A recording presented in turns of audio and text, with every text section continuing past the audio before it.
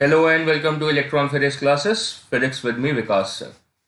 अब फिजिक्स के अंदर हम दो तरीके से अप्रोच रखते हैं। एक होती है प्राइमरीली कि हम कॉन्सेप्ट्स को बहुत अच्छे से एब्जॉर्ब करें, समझे, डेप्थ में जाएं, एक एक बारीक बात समझे। और उसके बाद सेकेंड एस्पेक्ट आता है फिजिक्स में, that is applications. And sometimes applications are more important. Application में भी दो तरीके के टच होते हैं, एक एनालिटिकल एप्लीकेशन होती है, एक न्यूमेरिकल एप्लीकेशंस होती है। सो काफ़ी सारे स्टूडेंट्स को ये कई बार दिक्कत आती है कि हम कॉन्सेप्ट में तो सर बहुत अच्छी क्लैरिटी आई and now when we are solving the questions तो वहां पे हम थोड़ा सा लैग इन कर रहे हैं। राइट, सो हम क्या चाहते हैं कि आप लैग इन ना करें। We you should not lag in the application also. So so for that इस तरीके के लेक्चर्स भी आपके साथ में शेयर कर रहा हूं, in which I am focusing mainly on the applications of a preconceived concept. Last lecture में मैंने आपको एक कॉन्सेप्ट दिया था, that was a force on a current carrying conductor. Right, अच्छे से कॉन्सेप्ट दिया, उसके क्वेश्चंस भी करे, but they were not enough. So this particular idea, this particular lecture जो कि मैं आपके साथ में शेयर कर रहा हूं, this is for giving the finish touch to the article. और इसमें मैं बहुत सारे क्वेश्चंस आपके साथ डिस्कस करने वाला हूं, जिससे आपका आर्टिकल में कॉन्फिडेंस भी इंक्रीज होगा और आप बहुत ज़्यादा क्वेश्चंस अटेम्प्ट कर पाएंगे और सही भी आएंगे आंसर, है ना। और हमारी स्कोरिंग्स भी इंक्रीज होंगी, हमारे एग्जामिनेशंस में अप्रोच भी पता चलेगी। तो चलो अब देर नहीं करते हैं और आर्टिकल को शुरू करते हैं।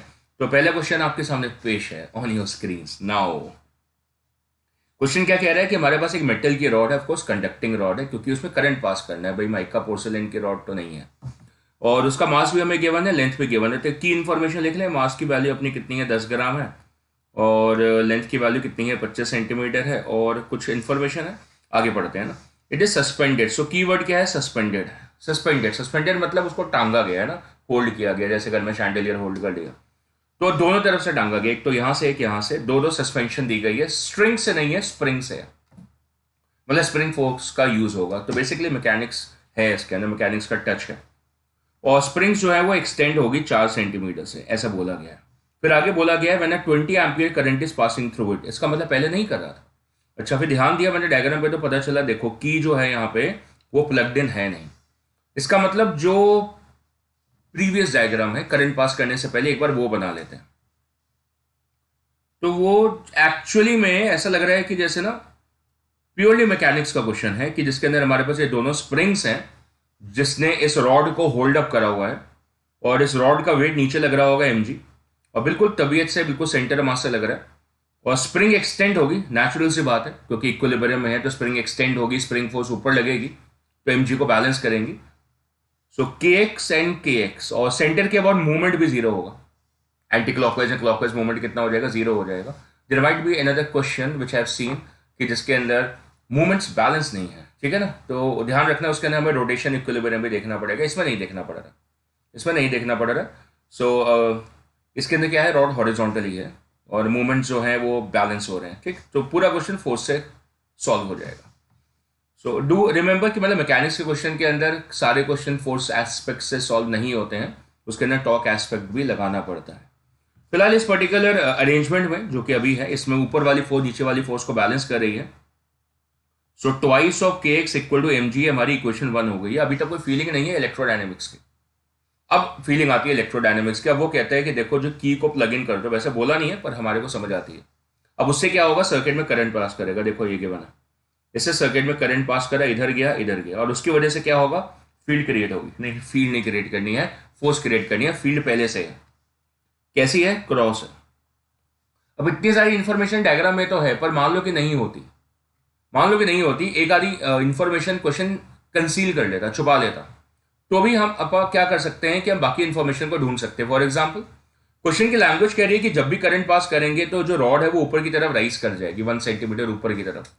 इसका मतलब ऊपर की तरफ अगर राइज कर गई ऊपर की तरफ, तो फोर्स का डायरेक्शन पता चल गया। तो फोर्स डेफिनेटली ऊपर की तरफ लग रही है। और अगर आपको बी का डायरेक्शन पता है तो करंट का डायरेक्शन अपने आप पता चल जाएगा, क्योंकि हमें तो पता है ना भी डायरेक्शन बी आई एल का कैसे देखता है। तो फिलहाल डायग्राम में अगर आप देखो तो लेफ्ट हैंड रूल लगा के देख लें, लेफ्ट हैंड रूल लगा के देख लें, एफ बी आई वाला।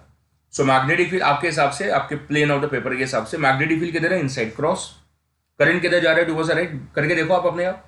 तो फोर्स किधर आ रही है, इस तरफ, इस तरफ मतलब आपकी तरफ, मतलब towards a positive Y axis आ रही है, ठीक है ना। वैसे वर्टिकली अप है। अगर मैं इसको 3D प्लेन के अंदर लगा के देखूं, सो इस तरह मैग्नेटिक फील्ड आ रही है मेरे से अवे, मेरे से अवे। सो ये बी का डायरेक्शन है, क्या ये बी का डायरेक्शन है, और करंट जो है वो इस तरफ जा रहा है towards the right. So force कहाँ आ रही है, वर्टिकली आप आ रही है ना। प्लेन ऑफ द पेपर में डायग्राम अलग है, और प्रैक्टिकली अगर हम सोचे तो डायग्राम अलग है। तो मैग्नेटिक फील्ड मेरे से अवे जा रही है, अवे, करंट टूवर्ड्स एस, तो फोर्स ऊपर लग रही है, तो ये रॉड इस वजह से राइज कर जाएगी ऊपर। Correct, very good. सो अब इक्विलिब्रियम कंडीशन क्या हो जाएगी, देखो एक्सटेंशन कम हो जाएगी। गिवन भी है क्वेश्चन में 1 सेंटीमीटर से वो राइज कर गया, मतलब इनिशियल जो एक्सटेंशन थी ना एक्स, वो हमें 4 सेंटीमीटर गिवन है, ठीक है, इनिशियल एक्सटेंशन। और अब हमने क्या करा, करंट पास कर दिया, कितना करंट पास करें, 20 एम्पियर। ऐसा करने की वजह से वो राइज कर गया 1 सेंटीमीटर, राइज कर गया, मतलब न्यू लेंथ कितनी आ जाएगी, 3 सेंटीमीटर। न्यू एक्सटेंशन जो है पहले 4 सेंटीमीटर थी, 1 सेंटीमीटर राइज कर गया, 3 सेंटीमीटर अब न्यू एक्सटेंशन हो गई, उसको एक्स प्राइम लिख लेता हूं, एक्स प्राइम। अब फ्री बॉडी में एक फोर्स ऊपर ऐड हो गई, कितनी एफ, और ये एक्स एक्स प्राइम हो गया। सो अब न्यू इक्विलिब्रियम में I have twice of K x dash plus this force जो कि ऊपर लग रही है, वो वेट को बैलेंस कर रही है। अभी फोर्स कितनी है, मैग्नेटिक फोर्स एफ एम लिख दो। सो मैग्नेटिक फोर्स कितनी होती है, B I L sine theta, B I L sine theta, theta 90 है। क्यों, डायग्राम में देखो करंट किधर जा रहा है, करंट किधर जा रहा है, इस डायरेक्शन में, मैग्नेटिक फील्ड किधर है, उसके perpendicular. Page of the plane से देख लो तो ऐसा लग रहा है मैग्नेटिक फील्ड कहां पर है, जेड एक्सिस पे, माइनस जेड एक्सिस पे, और करंट कहां पे जा रहा है, एक्स एक्सिस पे। तो एंगल कितना, 90 है। तो फोर्स की value simple B I L है। अब ऊपर वाली इक्वेशन में डाल देते हैं, so that twice of k x dash and plus b I l that becomes equal to mg, that's it। अब जो मिसिंग इंफॉर्मेशन है कैलकुलेट करो, क्वेश्चन तो हो चुका है। क्या पूछा, मैग्नेटिक फील्ड पूछी है कि कितनी आपने अप्लाई करी। अब ये भी तो हो सकता है, ये भी पूछ लेते कि किस डायरेक्शन में अप्लाई करी, तो बता देते क्रॉस। क्यों, अगर आपने डॉट लगा दी होती, मान लो ये बताना चाहिए क्वेश्चन को कि ना प्लेन परपेंडिकुलर लगाई है, और अगर कहीं आपने डॉट लगा दी होती तो फिर फोर्स नीचे आ जाती, मतलब वो एक्सटेंड कर जाता। तो हाँ, आपको समझ में आई ये बात, आपको समझ में आई कि ऐसा भी क्वेश्चन आ सकता है ना। ये तो ऐसा तो नहीं कि एक ही क्वेश्चन बनेगा, ऐसा भी क्वेश्चन आ सकता है कि रॉड नीचे की तरफ शिफ्ट हो गई, इसका मतलब स्प्रिंग एक्सटेंड करेगी, इसका मतलब फोर्स नीचे लग रही होगी, तो अकॉर्डिंगली तो डायरेक्शन ऑफ करंट या फिर मैग्नेटिक फील्ड बदल जाएगा। तो क्वेश्चन उसके ऊपर आपको चेक कर सकता है आपके डायरेक्शन एस्पेक्ट्स को। चलो अब खत्म करें क्वेश्चन को। एक चीज मिसिंग है क्वेश्चन में, वो है के की वैल्यू नहीं गिवन है, तो फिर क्लियर है हमें के को एलिमिनेट करना पड़ेगा। तो यहां से के उठाते हैं 2k और फिर यहां प्लेस कर देते हैं। This is what I wish to do. So twice of K की वैल्यू यहां से मिल जाएगी, that is mg upon x, ये मिल जाएगी, वो वैल्यू मैं यहां पे प्लेस कर देता हूं। So this things as mg by x हो गया, and into x prime and plus BIL is equal to mg। So that's mg into 1 minus x prime upon x is equal to BIL. So therefore I get the value for BIL as equal to mg into x minus x prime. x minus x prime upon x. And x minus x prime मतलब delta x, मतलब जितना वो rise कर रहा था, given है question में हमें, वो राइज की वैल्यू हमें क्वेश्चन में गिवन है एज इक्वल टू 1 सेंटीमीटर। इतनी रॉड क्या करी थी, राइज करी थी, डिवाइडेड बाई x, और मुझे b निकालना है। So the value for the b becomes as mg upon i into L into delta x upon x prime. देखो पूरा कॉन्सेप्ट तो हो गया। अब कई बार क्या होता है ना, कैलकुलेशन में एरर आ जाती है, तो वैसे आनी नहीं चाहिए पर कई बार एरर आ जाती है। जैसे मैं लास्ट लेक्चर के अंदर एक छोटी सी एरर आ गई एक पर्टिकुलर, और मेरे स्टूडेंट से मुझे पॉइंट आउट कर दिया। वेरी हैप्पी फॉर यू कि आपने बहुत ध्यान से लेक्चर लगाया, छोटा सा एक जगह एक वैल्यू मिस हो गई, तो इसलिए इस बार मैंने ध्यानपूर्वक देखो सारी वैल्यूज लिख दी यहाँ पे कि कोई गलती ना हो। आप भी ऐसा करिएगा, टाइम वेस्ट होता है वैसे, एक्चुअली इतनी सारी वैल्यूज लिखेंगे तो इतनी देर में तो कॉम्पिटिटर सर पर भाग जाएगा। चलो m की वैल्यू कितनी होगी, मास की वैल्यू 10 ग्राम गिवन है, सो 10 अपॉन 1000 हो गया। g की वैल्यू कितनी है, 10 हो गया। डेल्टा x कितना गिवन है, डेल्टा x हो गया 1 सेंटीमीटर, जितना वो राइज कर रहा था। सर सेंटीमीटर क्यों लिख रहे हो, अभी बताता हूँ। क्योंकि एक्स प्राइम जो है नीचे वो कितना 4 सेंटीमीटर है, तो कैंसिल हो गया इसलिए लिखा। और कुछ रहे तो नहीं क्या, देखो भाई m लिखा, g लिखा, i और l दोनों रह गए। i कितना है 20, और लेंथ कितने की बना 25 सेंटीमीटर, सो 25 अपॉन 100 ही हो गया। अब बस अब इसको कैलकुलेट कर ही लोगे, इसके अंदर अब कोई दिक्कत होने वाली नहीं है, छोड़ दूँ आपके लिए। चलो छोड़ो, कर देता हूँ सॉल्व। ये 100 कैंसिल हो गया, और कुछ हो रहा है, और कुछ हो रहा है तो देखो ये एक 10 कैंसिल हो गया, और ये भी कैंसिल हो गया। So that seems to be 1 upon 200, 25 चौके 100 और 200, so 1/200 that means that is 10 कितना 1/2 कितना हो गया 0.5 हो गया. So 0.5 into 10⁻². ये हमारा इतना टेस्ला आंसर क्लियर है भाई. डन है. Okay fine. चलो आगे बढ़ते हैं, अगला क्वेश्चन करते हैं. ये अगला क्वेश्चन है टू वाज राइट. ये मैंने इसके साथ में इसलिए रखा है क्योंकि kind of the similar question है, बिल्कुल kind of the similar question है, पर एक बस चेंज है कि इसमें ये स्ट्रिंग है, उसके आगे स्ट्रिंग आ गया. ऑफकोर्स मेटालिक होनी चाहिए तो करंट कितना पास करेगा, है ना. सो मेटालिक स्ट्रिंग है, तो इसकी अप्रोच क्या होगी, मैंने उसको न्यूमेरिकल की तरह नहीं रखा है, मैंने इसको बस एक आपको कॉन्सेप्चुअल क्या एनालिटिकल एज दे के छोड़ देना है. देखो इसके अंदर टेंशन आएगी टी ऊपर और इसमें भी टेंशन कहाँ आएगी, टी ऊपर आएगी. तो इसका मतलब इसकी जो फ्री बॉडी है वो क्या बनेगी, that is twice of T ऊपर और एम जी नीचे, और बाकी डिपेंड करेगा करंट के ऊपर. तो जैसे ये वाला क्वेश्चन है तो इसमें करंट कैसे जा रहा है, एंटी क्लॉकवाइज जा रहा है. ये जो मेटालिक रॉड है इसमें करंट किधर जा रहा है, लेफ्ट टू राइट ट्रैवल कर रहा है, और उसकी वजह से जो फोर्स का डायरेक्शन आप चेक कर सकते हैं, magnetic field inside, current towards right. Right hand palm rule use कर रहा हूँ, फ्लेक्सिबल हूँ मैं, कभी लेफ्ट हैंड रूल यूज कर सकता हूँ, कभी राइट हैंड. सो magnetic field inside, thumb towards right, force कहाँ लग रही है, ऊपर की तरफ लग रही है. So that's the direction of the force over here. और ये रॉड भाई नीचे ऊपर तो जा नहीं रही है, क्योंकि यूजुअली हमारी जो स्ट्रिंग्स होती हैं कैसी होती हैं, इनएक्सटेंसिबल होती हैं. सो ऑन दैट आइडिया ये हमारा perfect free body diagram create हो जाता है, जिसके अंदर twice of T and plus the magnetic force that becomes equal to M G. और मैग्नेटिक फोर्स कितनी है, that's B I L sine theta. Angle कितना आ रहा है, 90 आ रहा है. प्रेटी क्लियर है, क्योंकि जो करंट है टुवर्ड्स राइट है, मतलब इस प्लेन में है, और मैग्नेटिक फील्ड उसके परपेंडिकुलर है, इसका मतलब थीटा की वैल्यू 90 है. So overall this equation become twice of T plus B I L equal to M G. अगर क्वेश्चन मुझसे टेंशन इन द स्ट्रिंग पूछता है, परफेक्ट इलेक्ट्रोडायनामिक्स का क्वेश्चन हुआ, so twice of t will be mg minus of BIL. So you can find the value for the t as equal to mg minus BIL upon 2 as your result. या फिर कोई भी missing value आप इससे निकाल सकते हैं, mass, magnetic field, current, length. So many varieties of the questions can be generated. Clear है. तो दोनों क्वेश्चन में डिफरेंस क्या है मैंने आपको समझा दिया है. इसके अंदर डिफरेंस की बात है कि फोर्स अगर नीचे लगेगी तो फिर ये मुद्दा आ जाएगा कि कहीं वायर ब्रेक तो नहीं करेगी, तो टेंसाइल स्ट्रेंथ का क्वेश्चन आ सकता है. ऐसा क्वेश्चन हो सकता है what will be the value for the maximum tensile strength, या फिर ऐसा क्वेश्चन आ सकता है what is the value for the maximum current which can be pass across this, ताकि वो सस्पेंडेड रहे, ब्रेक ना करे. ठीक है ना. तो ऐसा हो सकता है कि फोर्स नीचे लग जाए तो ज़्यादा एम जी प्लस एफ इतना ज़्यादा हो जाए कि वो टेंशन होल्ड ही ना कर पाए, ब्रेक कर जाए, या हाई स्ट्रेंथ मैग्नेटिक फील्ड लगा दी जिसकी वजह से ऐसा हो गया. सो ये वैराइटीज ऑफ क्वेश्चन यहाँ से डेवलप हो सकते हैं. हमने इस आइडिया को टच कर लिया. चलो आगे बढ़ते हैं फिर, let's move ahead.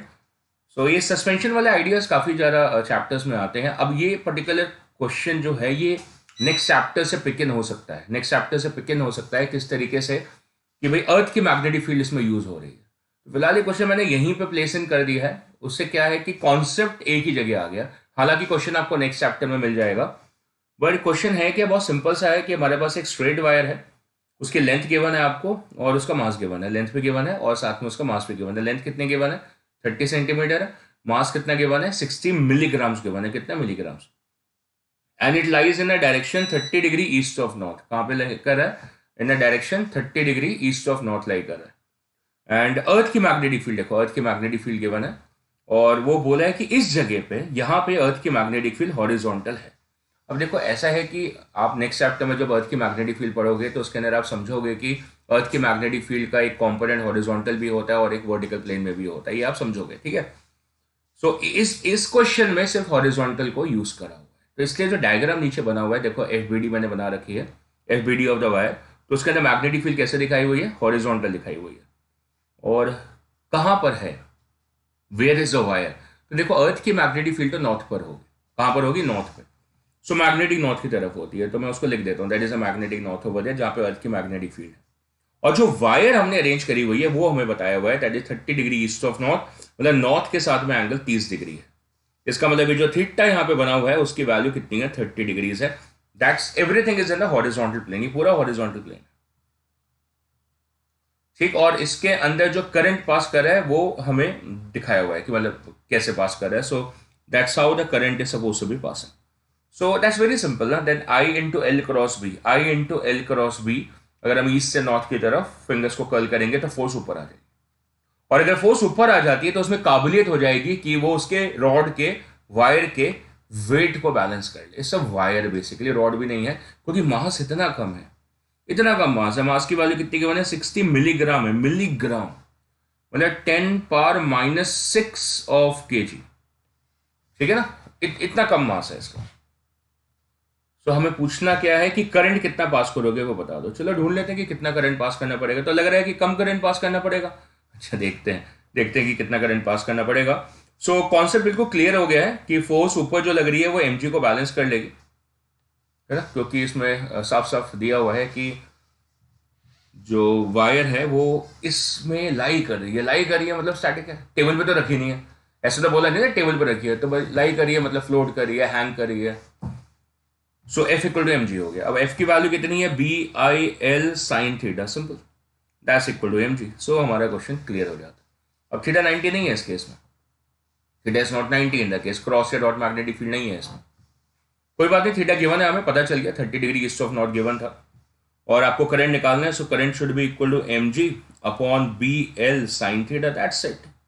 Now you can pause it and please check the value for the answer. Please pause it and check the value, pause check, pause check, play. So वापस आए हम और आपने आंसर निकाल लिया। वेरी गुड वेरी गुड, आपने answer सही निकाला। आंसर यस यस यस, यही आंसर होना चाहिए।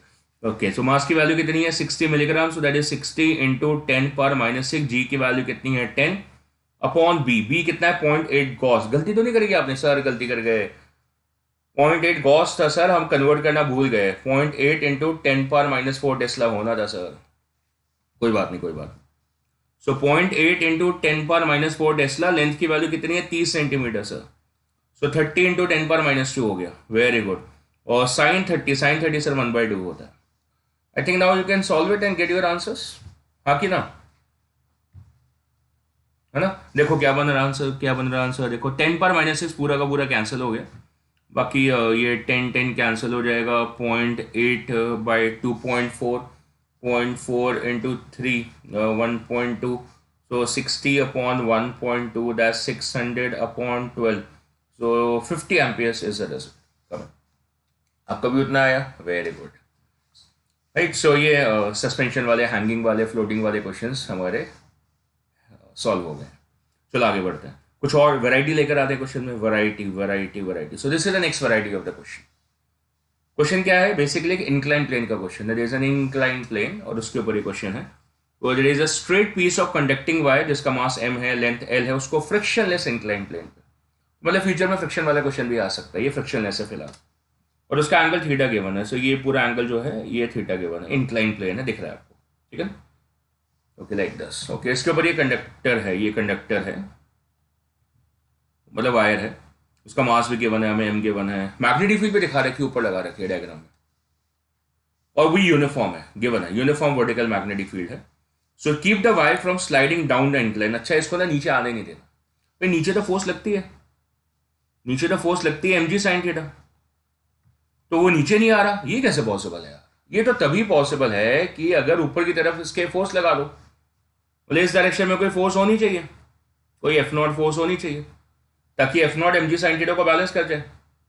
और अगर ऐसा हो जाता है, अगर आप ऐसा करने में सक्षम हो जाते हैं, तो फिर रुक जाएगा, वही तो बोल रहा है, उसको प्रिवेंट इट फ्रॉम स्लाइडिंग। सो की वर्ड तो यही हो गया ना, मतलब इसको स्लाइड करने नहीं देना है, उसको रेस्ट पे रखना है। तो इक्विलिब्रियम का क्वेश्चन बन गया फिर से।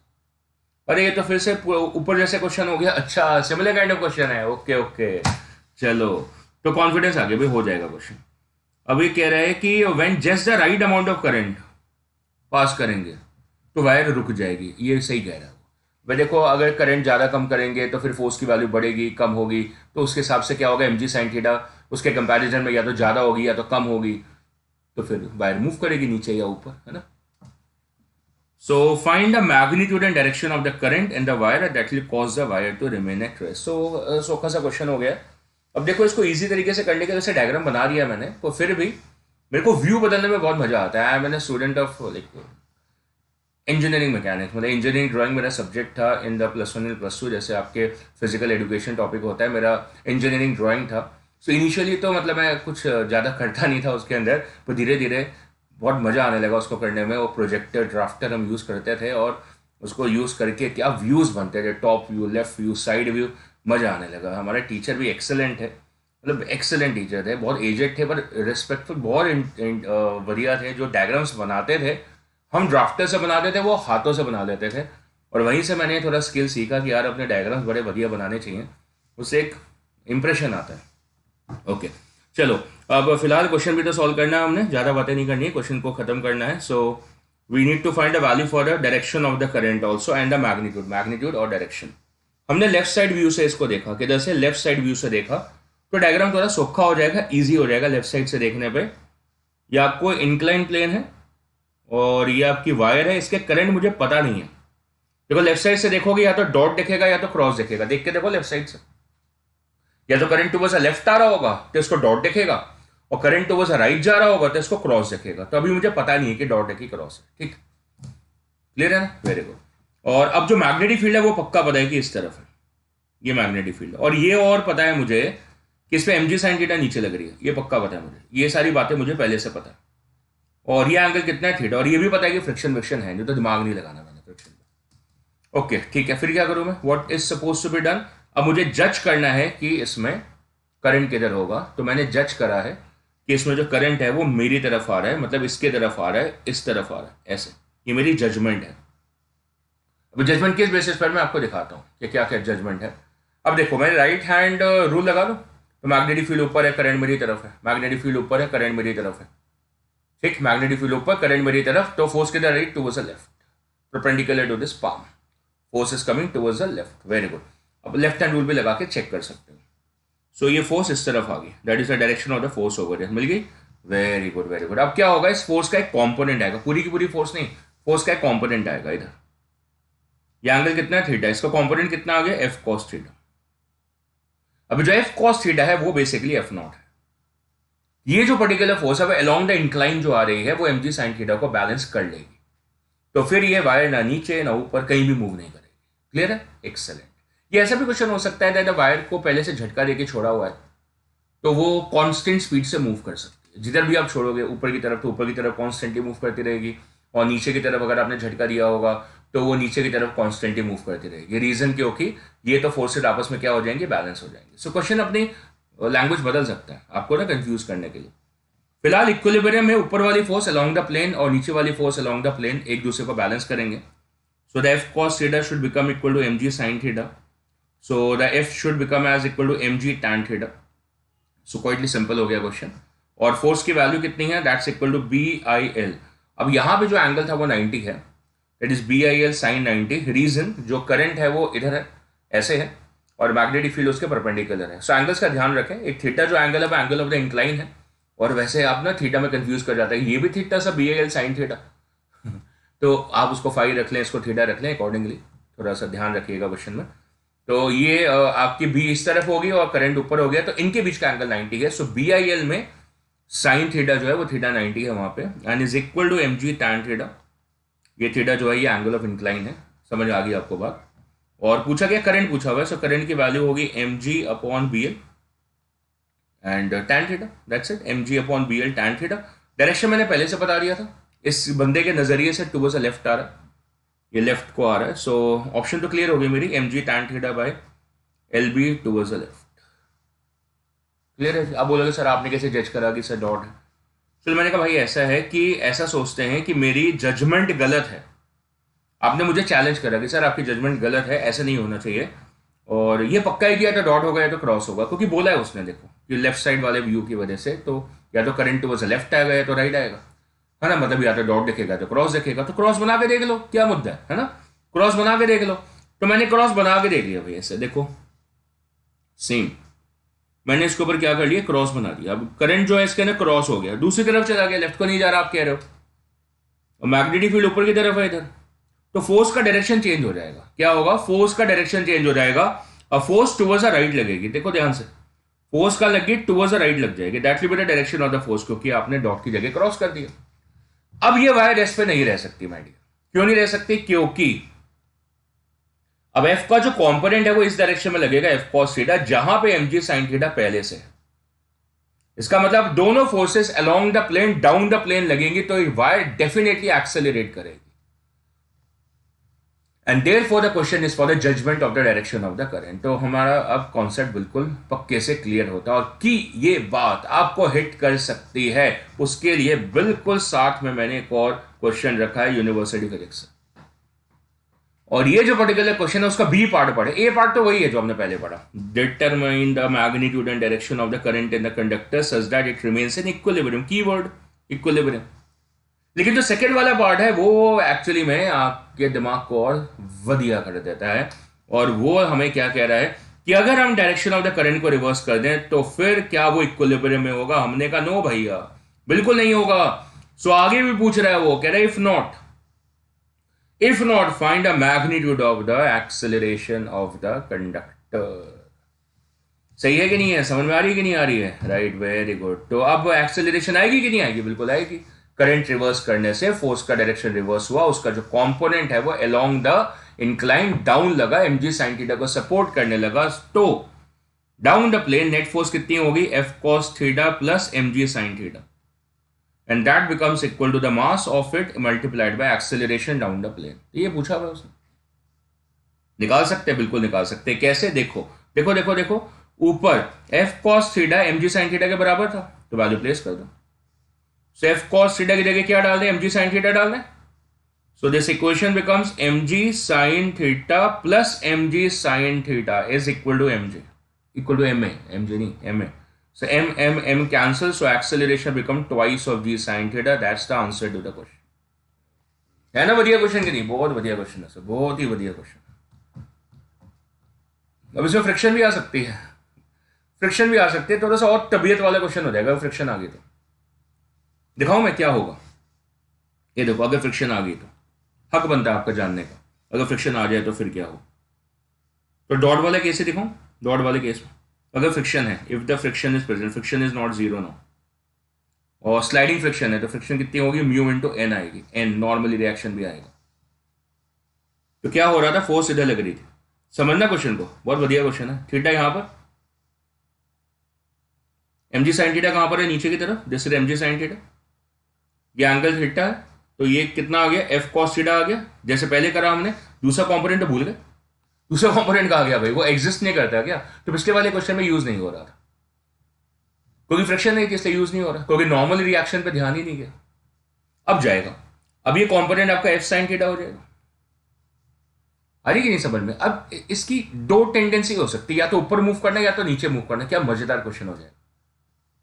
समझ आ रही है कि नहीं आ रही है ना? कि मतलब या तो ऊपर जाने की टेंडेंसी या तो नीचे जाने की टेंडेंसी। मान लो इसकी नीचे जाने की टेंडेंसी हुई, जा नहीं रहा एक्चुअली में, टेंडेंसी हुई, तो फिर क्या होगा? फ्रिक्शन ऊपर लग जाएगा। So friction will act up the plane in that condition, मतलब डायरेक्शन चैलेंज हो सकता है ऊपर या नीचे फ्रिक्शन का, डिपेंड करेगा कि mg sin थीटा या f cos थीटा में से कौन सी वैल्यू हल्की सी भी ज्यादा हुई, या उसकी टेंडेंसी ऑफ मोशन किधर है, या पहले से कंसीव्ड मोशन तो नहीं था नीचे की तरफ तो फ्रिक्शन ऊपर लग गई, ये पहले से कंसीव्ड मोशन ऊपर की तरफ तो नहीं था तो फ्रिक्शन नीचे लग जाएगी। फिलहाल के लिए मैंने ऊपर लगा दी एक केस में, मतलब मल्टीपल केसेस हो सकते हैं, मतलब मल्टीपल चॉइस का क्वेश्चन बन सकता है, बहुत बढ़िया वाला। और नॉर्मल रिएक्शन फोर्स यहां लग गई, अब बढ़िया है। तो mg cos थीटा भी तो कंपोनेंट है, वो जो कि हम यूज ही नहीं कर रहे थे। तो इससे पहले तो आपको नॉर्मल की वैल्यू मिलेगी। नॉर्मल कितना आएगा आपका? mg cos theta and plus f sin theta, any time that f value is equal to bi। तो आप इसको लिख सकते हैं n is equal to mg cos theta and plus BIL sin theta. n आ गया, इससे फ्रिक्शन आ जाएगी। और अलोंग द प्लेन अगर आप चेक कर रहे हो, अलोंग द प्लेन, तो इक्वेशन क्या बन रही है इस केस में? ऐसे मल्टीपल केसेस हो सकते हैं, क्रॉस से भी बन सकता है इसमें केस। पिछले वाले केस में क्या था, जब वो फ्रिक्शनलेस था तो क्रॉस की वजह से वो डेफिनेटली रेस्ट पे नहीं होगा, पर हो जाएगा अब, क्योंकि फ्रिक्शन स्ट्रांग हो सकती है। f cos थीटा और mg sin थीटा अगर नीचे भी लगे तो भी फ्रिक्शन इतनी स्ट्रांग हो सकती है कि वो दोनों को बैलेंस कर ले। समझ आ रही है? तो फ्रिक्शनलेस इंक्लाइन प्लेन पे देयर इज अ पॉसिबिलिटी कि करंट का स्पेसिफिक डायरेक्शन हो, तभी वायर रेस्ट पे रहेगी।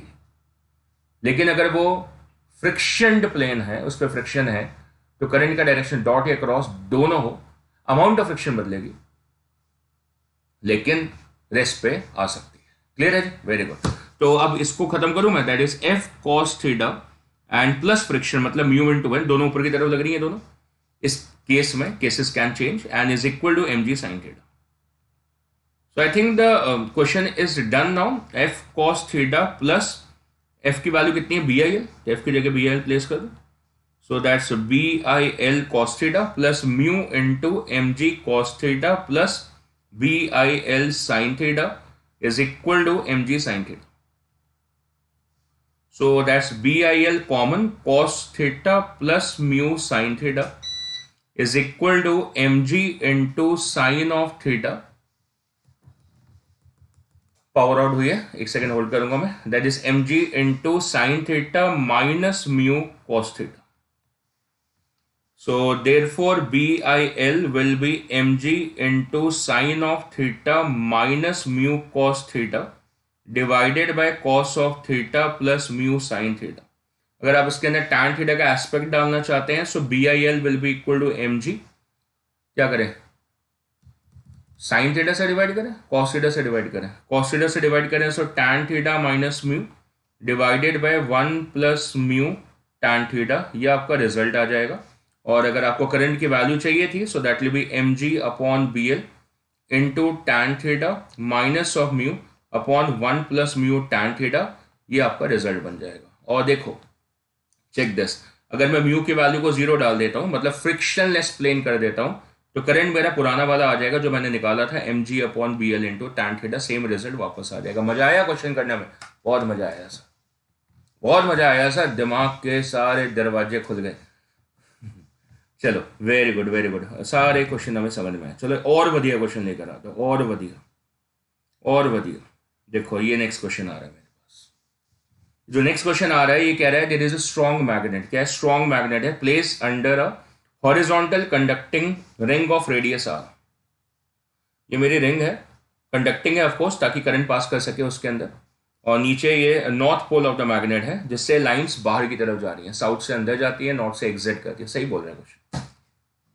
रिंग का रेडियस भी गिवन है मुझे, और फिर बोला हुआ है magnetic field makes an angle of theta with the vertical. ये बिल्कुल सही है कि ऐसे जाती है मैग्नेटिक फील्ड, कर्व करती है.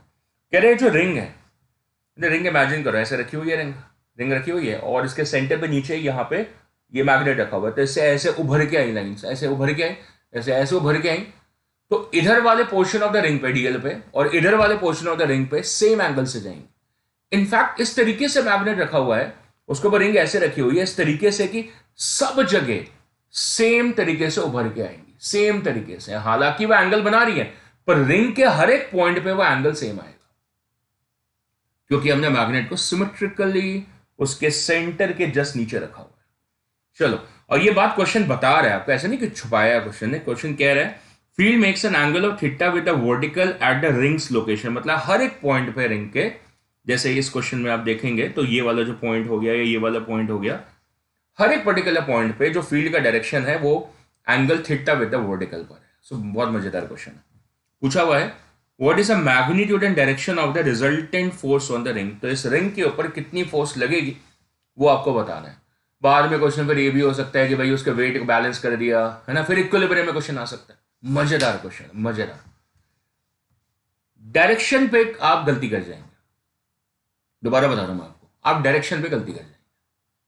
क्लियर है. अच्छा, पहली बात, एक कॉन्सेप्ट करा था हमने लास्ट लेक्चर में कि अगर एक करंट कैरिंग लूप हो तो उसके ऊपर नेट फोर्स कितनी होती है. सर 0. बिल्कुल गलत, झूठ मत बोलो. नेट फोर्स 0 तब होती है अगर यूनिफॉर्म मैग्नेटिक फील्ड हो. क्या बोला मैंने, अगर यूनिफॉर्म मैग्नेटिक फील्ड हो तो फिर क्या हो जाता है कि नेट फोर्स कितनी हो जाती है, 0 हो जाती है. पर अगर नॉन यूनिफॉर्म मैग्नेटिक फील्ड हो तो फिर तो नेट फोर्स नॉन जीरो होती है. तो क्वेश्चन शायद उसी बेसिस का है, कॉन्सेप्ट तो सेम ही है, पर क्वेश्चन हमारे को चैलेंज कर रहा है. तो चलो करें सॉल्व. मैंने बताया कि आपसे जो गलती हो सकती है क्वेश्चन में, किस में हो सकती है, that is in the directions. ये रिंग है, तो सली से समझा रहा हूं आपको. ये रिंग है और मैं इसके 2 पॉइंट्स ले लेता हूं, एक यहां पे ले लेता हूं और एक यहां पे ले लेता हूं. ठीक है. अब करंट कैसे दिखाया हुआ है, current is in this direction, इस तरीके से करंट है, ऐसे है ना, इस तरीके से करंट आ रहा है. सो अब क्या कर रहा हूं मैं, इस पर्टिकुलर पॉइंट पे मैग्नेटिक फील्ड देख रहा हूं कहां पर है. तो बताया क्वेश्चन है मैग्नेटिक फील्ड यहां पर है, that's the direction of the magnetic field. और करंट जो है वो बाहर की तरफ आ रहा है. तो मैंने प्लेन बना लिया. क्या कर रहा हूं, एक प्लेन बना लेता हूं. यहाँ पे इमेजिनरी टेढ़ा सा प्लेन बनेगा क्योंकि बी ऐसे जा रही है ना. सो करंट बाहर की तरफ आ रहा होगा इधर, ये प्लेन बन जाएगा. ये क्या है, आई का डायरेक्शन हो गया, आई मतलब आई इंटू डी एल का डायरेक्शन हो गया यहाँ पे. और ये बी का डायरेक्शन है. ये तो क्वेश्चन में गिवन है बी का डायरेक्शन, वर्टिकल के साथ में एंगल थीटा पर. ये एंगल थीटा पर गिवन है, ये बी का डायरेक्शन है, आइडियल का डायरेक्शन। तो एक प्लेन क्रिएट हो गया आइडियल और बी का, और उसकी वजह से फोर्स कहाँ आएगी, उस प्लेन के परपेंडिकुलर आ जाएगी। So the force because of this is going to be perpendicular to this plane, ऐसे ये डीएफ आ जाएगी इसके परपेंडिकुलर। बना के देख लो, आइडियल क्रॉस बी, ये जो प्लेन है इसके परपेंडिकुलर आ जाएगी ऐसे, ये प्लेन के परपेंडिकुलर आइडियल क्रॉस बी ऐसे थंब ऐसे आ जाएगा परपेंडिकुलर टू दिस प्लेन। और बिल्कुल सेम अगर आप इस तरफ करोगे, इस तरफ, तो मैग्नेटिक फील्ड फिर से इस डायरेक्शन में टुवर्ड्स द लेफ्ट साइड, देखो इधर ये बी का डायरेक्शन है, वर्टिकल के साथ में फिर से एंगल थीटा है, पर इस बार करंट जो है वो इधर जा रहा है, ऐसे जा रहा है करंट, है ना, इधर से एग्जिट कर रहा था उधर से एंटर करेगा, है कि नहीं, देखो इधर वाला पोर्शन देखो, और फिर इधर वाला देखो, ये इनसाइड की तरह मूव कर रहा है। तो फिर ये प्लेन मैंने कंस्ट्रक्ट करा, ये आपका आइडियल है, दिस इज आइडियल, और ये कितना है, बी है। वैल्यू सेम आएगी दोनों फोर्स की, आइडियल सेम है, बी सेम है, दोनों के बीच का एंगल 90 है, ये एंगल भी 90 है, देखो ये वाला, ये एंगल 90, आइडियल और बी के बीच का एंगल 90 है। इसका मतलब डीएफ का जो मैग्नीट्यूड है that is B into I DL into sine of 90, so वो simple B into I into DL है। तो ये जो एंगल है ना वो फोर्स के रिजॉल्विंग के लिए गिवन है, फोर्स की जो वैल्यू है उसके अंदर वो एंगल यूज नहीं हो रहा है। आप यहीं पे गलती कर जाते हैं क्वेश्चंस में, ठीक है। अब इसके ऊपर जो फोर्स का डायरेक्शन आएगा वो चेक कर लो, इसके ऊपर जो फोर्स का डायरेक्शन आएगा, इसके ऊपर जो फोर्स का डायरेक्शन आ रहा है वो इसके परपेंडिकुलर इधर आ रहा है, आप जरा हाथ पर लगा के चेक कर लो, आइडियल क्रॉस बी, ऐसे आइडियल क्रॉस बी, इधर वाला plane I DL cross B thumb इसके परपेंडिकुलर आ रही है, राइट। सो अब ये क्वेश्चन मेरा डन है, जो मुद्दा था क्वेश्चन का वो सॉल्व हो गया है। और मैं अब इसका एक इजी डायग्राम बना लेता हूँ, डीएफ का डायग्राम बना लेता हूँ। डीएफ इधर लग रही है, दैट्स डीएफ, और इधर से भी इस सेक्शन पे भी डीएफ इधर लग रही है। ऐसे बहुत सारे पेयर्स होंगे, मैंने तो दो ऑपोजिट पेयर के लिए सॉल्व किया। और जो एंगल्स हैं वो भी मैं चेक करना चाहूंगा। जो मैग्नेटिक फील्ड है वो इस तरफ गिवन थी, that was a magnetic field, और ये पर्टिकुलर एंगल कितना था, थीटा। तो ये जो एंगल है, ये जो एंगल मेरा कंसर्न में एंगल है वो कितना होगा, 90 माइनस थीटा। तो ये वाला एंगल वापस से थीटा हो जाएगा, क्लियर। तो सिमिलरली ये वाला एंगल कितना हो जाएगा, थीटा हो जाएगा। अब मैं डीएफ को रिजॉल्व कर सकता हूँ, and the moment I resolve DF, तो ऊपर का जो कंपोनेंट आएगा that will B DF sine theta, और इधर जो कंपोनेंट आ रहा है that is DF cos theta. Similarly towards the left side, ऊपर की तरफ जो कंपोनेंट है that is DF sine theta, और हॉरिजॉन्टल की तरफ कितना है that is DF cos theta. So DF cos theta शहीद हो गए, कैंसिल हो गए, खत्म हो गए, और जितने डीएफ साइन थीटा वाले कंपोनेंट्स है वो सारे के सारे ऊपर की तरफ एडअप हो जाएंगे। इसका मतलब वर्चुअली ये जो क्वेश्चन है वो इसमें तब्दील हो जाएगा, कन्वर्ट हो जाएगा, कि जितने भी एलिमेंट्स यहाँ पर हैं, जितने भी छोटे छोटे एलिमेंट्स होंगे, डीएल डीएल, जितने भी ये सारे एलिमेंट्स हैं, दो तो है नहीं माय डियर, बहुत सारे एलिमेंट्स हैं, कहीं गलती से 2 डीएफ साइन थीटा लगा दें आप, तो वो गलती आपकी बचा रहा हूँ। इन सब के ऊपर ये डीएफ साइन थीटा कहाँ लग रहा है, ऊपर लग रहा है on this entire. So all these components are what, DF sine theta, DF sine theta, जितने भी ये सारे कॉम्पोनेंट्स हैं। तो दो से ज्यादा बना के इसलिए दिखा रहा हूँ कि गलती से आप 2 डीएफ साइन थीटा ना लगा ले, हर गलती बचा लेता हूँ मैं आपकी। और तो नेट फोर्स कितनी हो जाएगी, what is the value for the net force, equal to integral of DF sine theta, that should be the value. और डीएफ की वैल्यू हमने पहले बना ली थी, डीएफ कितना है, that is B I into DL into sine theta, सही है ना। अब इसमें थीटा कांस्टेंट है, क्योंकि क्वेश्चन ने बोला कि हर एक point of the ring location पे आपको मैग्नेटिक फील्ड जो है वो 30 degree angle with the vertical पे आ रही है। ये बोला ना, थीटा डिग्री पे, 30 डिग्री नहीं, थीटा पे, theta degree with the vertical पे आ रही है, ठीक है ना। सो इसलिए थीटा कांस्टेंट है, इंटीग्रेशन के बाद लपक जाएगा, बाहर आ गया। सो इंटीग्रेशन और डीएल रह गया बस, ये क्या बन गया, ये इतना सही है, सिंबल चेंज हो गया, इंटीग्रेशन, मैथ्स वाले नाराज ना हो जाए। That is equal to B I sine theta integral DL, मतलब डीएल किसका हिस्सा, उस लूप का रेडियस गिवन है क्वेश्चन में, small R, that is B I sine theta into 2 pi R. That's the answer to the question, that's the value for the force which is acting on the loop, and the direction is upward my dear, it is acting in the upward direction, that's the value. और कहीं question उसके आगे भी आपको लेके जाना चाहे कि ये फ्लोट करिए इक्विलिब्रियम में, फ्लोट करिए, लेविटेट करिए, क्या बोले, लेविटेट करिए, फ्लोट करिए, कोई भी language, equilibrium language, suspended language, सारी लैंग्वेजेस का दम तोड़ दिया हमने, सारी लैंग्वेजेस ने हमारे सामने दम तोड़ दिया। तो ये जो नेट फोर्स आ रही है वो क्या करेगी, एमजी को बैलेंस करेगी, so the force becomes equal to MG. तो ये जितनी भी वैल्यू आपने निकाली, क्या क्या निकाली, B I sine theta 2 pi R should be equal to MG, और फिर जो भी एक मिसिंग टर्म होगी वो न्यूमेरिकली या एनालिटिकली आप कैलकुलेट कर सकते हैं। तो बड़े सारे क्वेश्चन बन सकते थे इससे, और देखा हमने कितना लाजवाब क्वेश्चन है। करना बनता था, बिल्कुल बनता था सर, नहीं कराता तो शायद गलती हो जाती है सर, 100% हो जाती शायद, ना नहीं होती है, ऐसे भी आप इंटेलिजेंट हो, कर सकते हैं क्वेश्चन। ओके, वैसे भी कभी ना कभी तो आप सेल्फ रिलायंट बनेंगे ना, हमेशा तो मैं नहीं रहूंगा आपके साथ में, एग्जामिनेशन हॉल में तो मैं नहीं जाऊंगा आपके साथ में। Next one, as shown in the figure a current carrying coil ABCD is placed in the magnetic field. जो ऐसा होता है ना, जैसे एग्जामिनेशन में क्या होता है कि सारे के सारे क्वेश्चन एक तरीके के नहीं होते, एक लेवल के भी नहीं होते भाई। कोई बहुत बढ़िया क्वेश्चन होता है उसमें थोड़ा ज्यादा समय लगता है, फिर एक क्वेश्चन आता है जो कि मोटिवेटर होता है, मोटिवेटर होता है क्वेश्चन, अरे हो गया, अरे इतनी जल्दी हो गया। कल मैं एक वेब सीरीज देख रहा था, उसके अंदर देखते हुए ना वो एक ACP होती है एंड शी सेज कि वो उसको ना केस में बहुत जल्दी लीड मिल जाती है, मतलब 5 मिनट के अंदर उसको लीड मिल जाती है। तो शी सेज कि क्या ऐसा पॉसिबल है, क्या ऐसा पॉसिबल है कि सर फोन भी आ गया और मेरे वाले सर नहीं, अपने सर को बोलती है कि सर फोन भी आ गया और लीड भी मिल गई मुझे और ये केस सॉल्व भी हो गया, ऐसे कैसे पॉसिबल है, ऐसे 5 मिनट में कैसे केस सॉल्व हो सकता है। तो उसका सीनियर उसको कहता है कि कभी कभी भगवान भी मदद करता है। तो भगवान ने आपकी मदद करी इस पर्टिकुलर क्वेश्चन में, एक हैवी क्वेश्चन पीछे करा हमने और आसान क्वेश्चन बिल्कुल आपके सामने आ गया। नंबर तो दोनों के सेम होते हैं, 4 नंबर 4 नंबर, 8 नंबर मिल गया आपको। टाइम भी एवरेज हो गया, उसमें आपके 5-7 मिनट लगे, इसके अंदर आपके 15 सेकेंड लगे, टाइम भी एवरेज आउट हो गया, नंबर भी 8 मिल गए, भगवान की लीला। So which portion of the coil does not experience any magnetic force, यार ये तो अब पता ही है यार। अगर वायर को अलोंग द मैग्नेटिक फील्ड रखेंगे तो थीटा 0 हो जाएगा, तो उस पोर्शन पे नहीं लगेगी, बाकी पोर्शन पे लग जाएगी। इसका मतलब AB वाले पोर्शन पे लगेगी, CD वाले पे लगेगी, क्योंकि उसमें जो करंट और मैग्नेटिक फील्ड के बीच का एंगल कितना है, 90 है। और जो ऊपर वाला पोर्शन है BC, वो अलोंग द मैग्नेटिक फील्ड है, तो उस वजह से या तो थीटा 0 होगा डिपेंडिंग अपॉन द करंट, या तो 180 होगा, तो फोर्स उसके ऊपर नहीं लगेगी। सो जैसे मैंने बोला बोनस क्वेश्चन है, भगवान की लीला थी इसमें। सो BC मेरा आंसर हो जाता है and the question gets over, right. चलो फिर आगे बढ़ते हैं, फिर बढ़िया क्वेश्चन लेकर आता है। Let's bring a very nice question, excellent question है, बहुत बढ़िया क्वेश्चन है, कराना पड़ेगा मुझे, ठीक है। तो ये क्वेश्चन कैसा है कि मैग्नेटिक फील्ड मुझे गिवन है as -B0 × X/R K cap. बहुत लाजवाब क्वेश्चन है, आपके स्किल्स को टेस्ट करेगा, वेक्टर स्किल्स को भी टेस्ट करेगा और एनालिटिकल स्किल्स को भी टेस्ट करेगा। A circular ring of the radius r having a current I lies in the space with the center at the origin. ये origin है, यहां पर लाई कर रहा है। मैग्नेटिक फील्ड जो है वो वेरिएबल है, सो इंटीग्रेशन यूज होगी हल्की फुल्की। B is equal to -of B0 × X/R × K।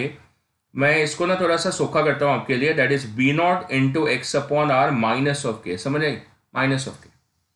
Now do understand the point, मैं इस रिंग को हाफ ऑफ कर रहा हूं, प्रैक्टिकली नहीं, डायग्राम में ये हाफ ऑफ कर दिया, ये राइट हाफ है और ये लेफ्ट हाफ है, ठीक, right half and left half, this is the right half. अभी जो right half of the ring है उसमें जो x की वैल्यू है वो पॉजिटिव है, तो जब मैं B को देखूंगा डेफिनेटली x के साथ वो वेरी करेगा, पर इसमें x पॉजिटिव है, इसका मतलब B का डायरेक्शन जो है, जो B का डायरेक्शन है वो -K आएगा, और ये XY प्लेन है, ये जो पूरा पूरा डायग्राम है वो क्या है, XY प्लेन है। तो इसका मतलब K क्या हो गया, परपेंडिकुलर टू द प्लेन, और -K क्या हो गया, perpendicular to the plane inside. इसका मतलब towards the right half of the ring, ये जो पूरा right half of the ring है इस तरफ, दिस रीजन, ये जो right half of the ring है, इसमें जो मैग्नेटिक फील्ड है that is suppose to be into the plane of the paper. आया मजा क्वेश्चन में, आना शुरू हुआ है, इनटू द प्लेन है क्योंकि -K आ रहा है, क्योंकि x पॉजिटिव है। And if you are going to check the left side of this, कौन सा, the left side of this, the left half of this ring, तो जो left half of the ring है वहां पर x जो है वो नेगेटिव आएगा, यहां पे x क्या होगा, नेगेटिव। सो जो मैग्नेटिक फील्ड है that will B B0 × -X/R × -K। क्या समझ आ रही है, x नेगेटिव हो जाएगा, so minus and -K +K हो जाएगा, तो यहां पे फील्ड बाहर को आएगी, तो यहां पे जो फील्ड का डायरेक्शन आएगा कहां आएगा, that is going to be dot. ये है क्वेश्चन, ये है क्वेश्चन। जैसे इलेक्ट्रोस्टैटिक्स में हमने क्वेश्चन करा होता है lambda equal to lambda not cos theta, उसके हिसाब से राइट साइड दोनों पे चार्ज डेंसिटी पॉजिटिव होती है रिंग पे, और लेफ्ट साइड पे कैसी होती है, नेगेटिव हो जाती है। द सेम लेवल का क्वेश्चन है कि right side of the region पे फील्ड कैसी है क्रॉस, और लेफ्ट साइड रीजन पे फील्ड कैसी है डॉट। ये मुद्दा समझ में आता है तो फिर क्वेश्चन डालें, then find the magnitude of the net magnetic force on this. So kind of the question जो हो गया that is a non uniform magnetic field, तो फोर्स जीरो नहीं आ रही है, ठीक है ना, फोर्स जीरो नहीं आएगी। यूनिफॉर्म मैग्नेटिक फील्ड होती तो फिर फोर्स जीरो आ जाती है। डायरेक्शन में भी वैल्यू बदल रही है और वैल्यू में भी वैल्यू बदल रही है। डायरेक्शन में भी मैग्नेटिक फील्ड चेंज हो रही है और मैग्नीट्यूड में भी चेंज हो रही है, क्योंकि एक्स की वैल्यू वेरिएबल है। चलो क्वेश्चन करते हैं, खत्म करते हैं। अब मैंने क्या करना है, देखो ये जो करंट है इसको ब्रेक कर देना है। इसको ब्रेक करा मैंने, तो ये आइडियल एलिमेंट है, तो इसको मैं अगर वेक्टर्स के हिसाब से देखता हूं तो ऐसे ब्रेक हो जाएगा लाइक दिस। तो ये आई डी एक्स हो जाएगा और ये आई डी वाई हो जाएगा इस जगह पे, ठीक है। यहां पे क्लियर कर दूं इसको, देखो ध्यान से देख लो, दोबारा बना लो, राइट। थोड़ा ये वाला एलिमेंट है, ये क्या है, आइडियल है आपका, आइडियल। इसको मैंने ब्रेक कर दिया तो ये इस तरीके से ब्रेक इन हो गया, ये आई डी एक्स हो गया और ये आई डी वाई हो गया। सेम यहां पे अगर मैं देखूंगा तो करंट इस डायरेक्शन में है, तो वेक्टर कंप्लीशन ऐसे आएगा, तो ये मेरा आई डी वाई हो जाएगा और ये आई डी एक्स हो जाएगा। सही आ रहा है कि नहीं आ रहा, आ रहा है कि नहीं आ रहा है, बिल्कुल सही आ रहा है, ठीक है। और सेम मैं फिर नीचे भी देखूंगा, इस तरफ भी, इधर भी, तो इधर आइडियल आएगा। करंट देखो ये मैंने बना दिया यहाँ पे, ये आई डी वाई नीचे की तरफ और ये आई डी एक्स लेफ्ट की तरफ। नीचे अगर मैं यहाँ पे बनाता हूँ, अब आपको डायग्राम थोड़ा क्लियर हो रहा होगा, तो ये वेक्टर ऐसे कंप्लीशन में आएगा, ये आई डी एक्स होगा और ये आई डी वाई होगा। और इस तरफ वंस अगेन ये आई डी वाई होगा और ये आई डी एक्स होगा, like this. Now here lies the question in the direction sense.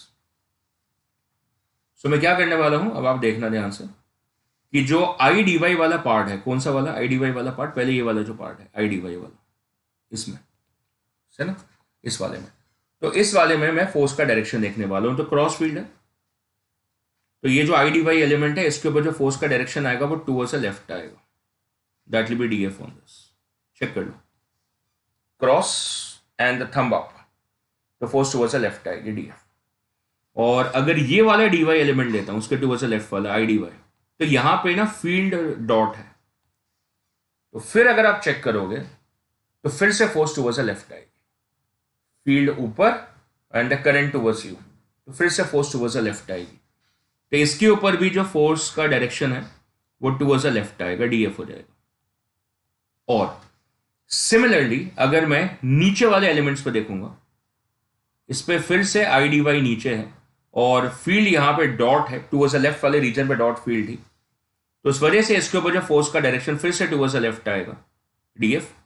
और जो चौथा, अब आपको क्वेश्चन शेप होता हुआ दिख रहा होगा, और यहां पर जो आपका एलिमेंट है फिर से, उसमें फिर से आप चेक करोगे तो ये आई डी वाई है और यहां पे फील्ड क्रॉस है, इसके ऊपर आप डायरेक्शन हाथ पर लगा के देखो तो फिर से डी एफ इस तरफ आएगा। And that's what the beautifulness of the question is, that's what the beautifulness of the question is. और जो आई डी एक्स में अगर आप बना के देखोगे, अपने आप सेल्फ करके देखना आई डी एक्स पे, तो आई डी एक्स पे जो फोर्स आएगी वो डायरेक्शंस में कैंसिल हो जाएगी।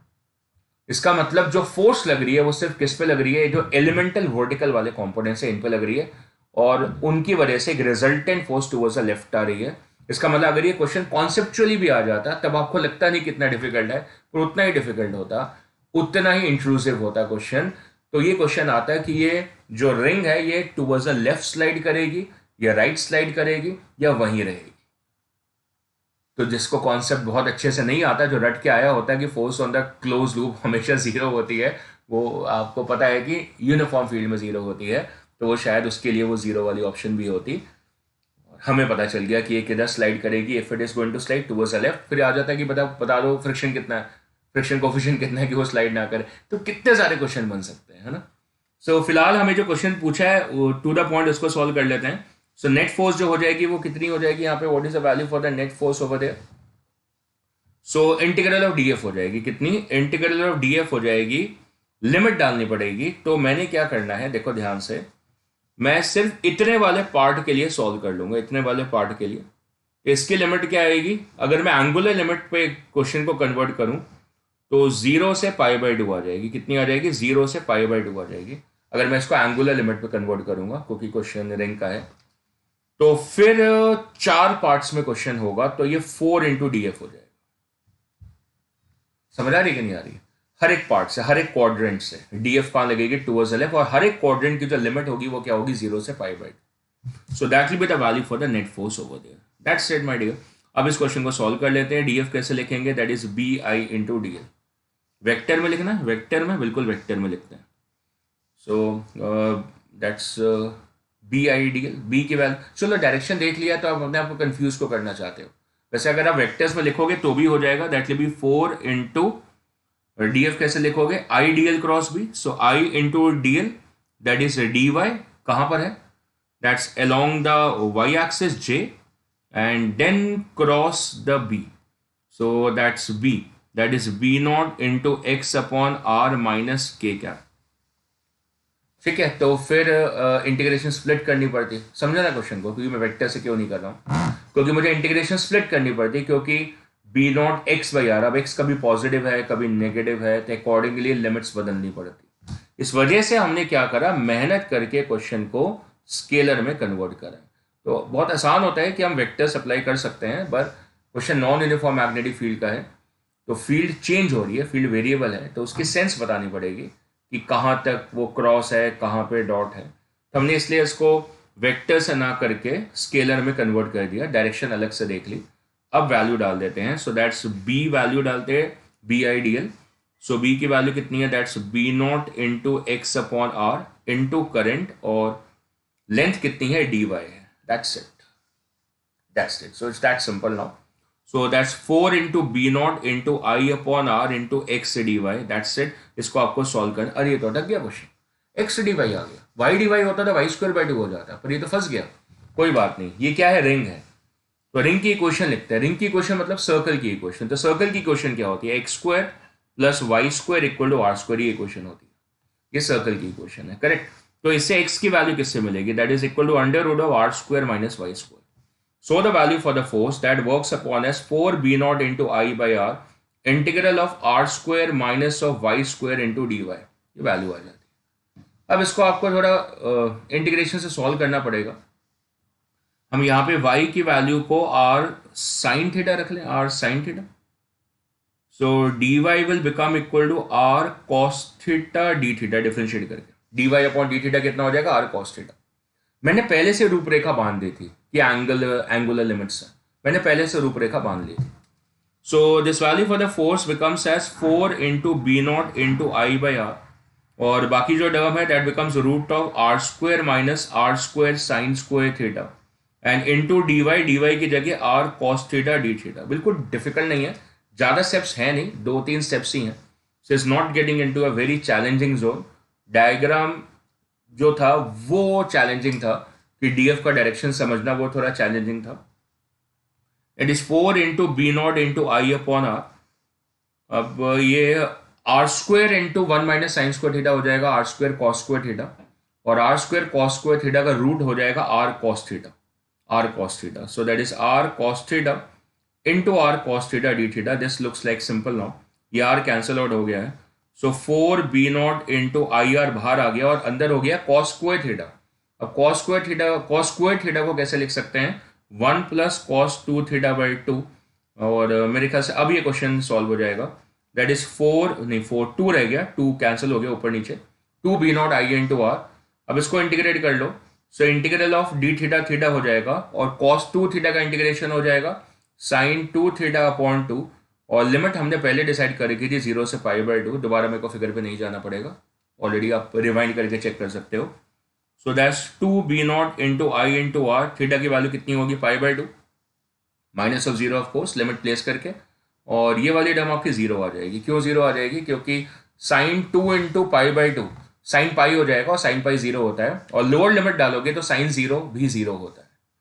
So I think this solves my question. ये 2 cancel out हो जाएगा, and you get your answer as b naught I r into pi works upon as a force on this conducting ring placed in a non-uniform magnetic field. So फिर से बहुत बढ़िया question हमने करा। ये करने के बाद अब जो भी डिफिकल्ट क्वेश्चन आएगा आपको दिखना शुरू हो जाएगा। अगर इसके अंदर कोई बात छुपी हुई होगी तो दिखनी शुरू हो जाएगी। ठीक है ना। सो this is what these questions basically improve our mindset. ऐसे बढ़िया क्वेश्चन करने से हमें माइंडसेट इंप्रूव हो जाता है, और छुपी हुई बातें, कभी कोई क्वेश्चन अनदेखा क्वेश्चन आ जाता है तो हमें दिखना शुरू हो जाता है, अनदेखा दिखना शुरू हो जाता है। तो नेक्स्ट वन, फिर से ये मोटिवेटर है क्या है, ये मोटिवेटर है। ये क्वेश्चन आपसे आराम से हो जाएगा, बहुत मोटिवेटेड सा क्वेश्चन है यहाँ पे। There is an external uniform magnetic field B nought J is applied, then find a force F1 and F2 on the semicircles KLM and KNM due to the field and the net force on the loop. So बहुत आसान सा question है, देखो। अच्छा, वैसे फिर से close loop लग रहा है और यूनिफॉर्म मैग्नेटिक फील्ड है, तो आंसर जीरो हो जाएगा? नहीं होगा, क्योंकि एक्चुअली में दो अलग अलग लूप हैं। देखने से ना क्लोज लूप लग रहा है, देखो ध्यान से, ऐसे लग रहा है ये क्लोज लूप है, ऐसे लग रहा है ये क्लोज लूप है, पर सही मायने में नहीं है। क्योंकि क्लोज लूप जैसे अगर होता ना तो भाई करंट ऐसे कॉन्टिन्यूटी में रहता, पर है नहीं। इस वाले पार्ट में जो ऊपर वाला पार्ट है, ये जो पार्ट है, इसमें देखो जो करंट है, और जो नीचे वाला पार्ट है उसमें करंट का डायरेक्शन ऑपोजिट है, तो इसलिए नेट फोर्स जीरो नहीं आएगी। ये ऊपर वाले पार्ट में, येलो वाले पार्ट में करंट कैसे जा रहा है? क्लॉकवाइज, और नीचे वाले में कैसे जा रहा है? एंटी क्लॉकवाइज, तो इसलिए इसके ऊपर नेट फोर्स जीरो नहीं आएगी। तो बाकी क्वेश्चन बहुत सूखा है, बस इस एस्पेक्ट को आपने देखना था। तो अगर आप इस वाले पार्ट से देखो, किस वाले पार्ट से देखो, ये वाला जो पोर्शन गिवन है आपको, दिस पोर्शन, सिर्फ इसकी वजह से देख लेते हैं। तो ये वाला पॉइंट अगर मैं P रख लूँ और ये वाला Q रख लूँ, तो मुझे तो क्या देखनी होती है? Displacement length. तो ये डिस्प्लेसमेंट लेंथ आ गई, कितनी आएगी? 2r आ जाएगी। और मैग्नेटिक फील्ड किधर है वो हमें पता है, और ये डायरेक्शन क्या है? K, तो ये क्या हो जाएगा आपका? माइनस ऑफ K हो जाएगा डायरेक्शन। और जो सेकेंड वाला लूप है उसको भी देख लो, उसमें कौन सी हमारे को दिक्कत है, तो वो उसकी प्लेसमेंट देख लो। जो सेकंड वाला लूप है, सेकंड वाला लूप जो है वो आपका नीचे वाले प्लेन में है, इधर वाले प्लेन में है ऐसे।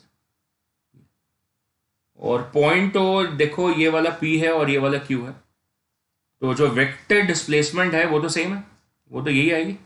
ये वेक्टर डिस्प्लेसमेंट है, कितनी है इसकी लेंथ? 2r है ना, तो I इंटू 2r हो जाएगा, इसमें भी I इंटू 2r आ जाएगा। किस डायरेक्शन में? डायरेक्शन तो सेम है, माइनस ऑफ K कैप पर, सेम है। सो अगर आप फोर्स लिखना चाहो इसके लिए, सो फोर्स F1 इस I इंटू DL, कितना है? 2r, कहाँ पर है? Minus K cap, and cross B, I DL cross B, I into L cross B, क्योंकि डिस्प्लेसमेंट लाइन इंटीग्रेट करनी नहीं, यूनिफॉर्म फील्ड है, क्रॉस B, B कितना? B नॉट J कैप, ये F1 आ गया। और सिमिलरली अगर आप F2 देखते हो, तो मेरे को नहीं लग रहा है कि उसके अंदर कोई चेंज है, क्योंकि करंट भी सेम है और डिस्प्लेसमेंट लेंथ भी सेम है, उसका डायरेक्शन भी सेम है और मैग्नेटिक फील्ड भी सेम है। तो F1 और F2 डायरेक्शन में, मैग्नीट्यूड में, दोनों में सेम आएंगे। So F1 is exactly equal to F2 both in direction and magnitude. तो अगर आपका नेट फोर्स निकालनी होगी, so that is simply equal to F1 plus F2। तो ये आप उसको ट्वाइस ऑफ F1 लिख सकते हो या ट्वाइस ऑफ F2 लिख सकते हो, जैसे क्वेश्चन खत्म हो जाता है। और अगर प्रॉपर डायरेक्शन एस्पेक्ट देखना है, सो वैल्यू होगी आपकी B not I into 2r, बाकी minus of K cross J हो गया है, तो K cross J, so that should be minus of K cross J means plus of J cross K, और J cross K I होता है, so that is B not I 2r I cap, और यही F2 के बराबर है। तो इसका मतलब ये जो वैल्यू हो जाएगी twice of F1, so should become 4 B not I into R I cap, ये रिजल्ट आ जाना चाहिए for the net force. So easy सा क्वेश्चन हो गया है, हमें ऐसा लग रहा था कि नेट फोर्स कहीं जीरो ना हो जाए। तो सिनॉप्सिस में मज़ेदार है कि लिखा होता है कि नेट फोर्स जीरो हो गई, यूनिफॉर्म मैग्नेटिक फील्ड है। कितने ज़्यादा वेरिएशंस आ सकते हैं क्वेश्चन में, आपने देखा, आपको समझ में आया होगा लिमिटेशंस कितनी इंपॉर्टेंट होती है, कितना इंपॉर्टेंट है लिमिटेशंस वाली बातों को समझना, आपको समझ में आया होगा। और कितना इंपॉर्टेंट है कि सारे क्वेश्चन एक ही तरीके से हो, 10-10 फॉर्मूले ना याद करने पड़े, सारे एक ही तरीके से हो रहे हैं, लैंग्वेज भी समझ में आ रही है, अप्रोच भी समझ में आ रही है, तो हमें कॉन्फिडेंस आ रहा है कि हाँ यार क्वेश्चन जब आएगा तो हम डील कर लेंगे। ये इतना इंपॉर्टेंट आर्टिकल इसलिए है क्योंकि इसका नेक्स्ट आर्टिकल है जो नेक्स्ट वीडियो में आएगा, that is for the force between the current carrying wires.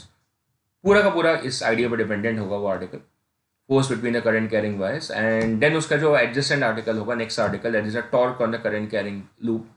वो दोनों आर्टिकल इस आर्टिकल के ऊपर डिपेंडेंट होंगे, उसके क्वेश्चंस भी हाँ हालांकि डिफरेंट होंगे पर इस आइडिया पर डिपेंडेंट होंगे। स्टेप बाय स्टेप मूवमेंट है ना, जैसे हम आइडियल से बायस-सावर्त लॉ से फील्ड निकालते हैं, फिर लूप बनाते हैं, फिर कॉइल बनाते हैं, फिर सोलेनॉइड कॉइल बनाते हैं, फिर टोरॉइडल कॉइल बनाते हैं। So this is a increase in hierarchy है ना। तो सेम तरीके से हम यहाँ पे कर रहे हैं कि हमने force on the current carrying element लिया, फिर वायर लिया, फिर शेप्स ली, फिर यूनिफॉर्म मैग्नेटिक फील्ड, फिर नॉन यूनिफॉर्म मैग्नेटिक फील्ड। अगर हम ये सारी एरियाज टच ना करें तो फिर, है ना, तो फिर उसका बड़ा वर्जन आएगा नेक्स्ट वीडियो में, जरूर देखिएगा, force between the two parallel और परपेंडिकुलर करंट कैरिंग वायर्स। और फिर उसका next video on the talk on the current carrying loop, फिर उसका अगला आर्टिकल मूविंग कॉइल गैल्वेनोमीटर, है ना।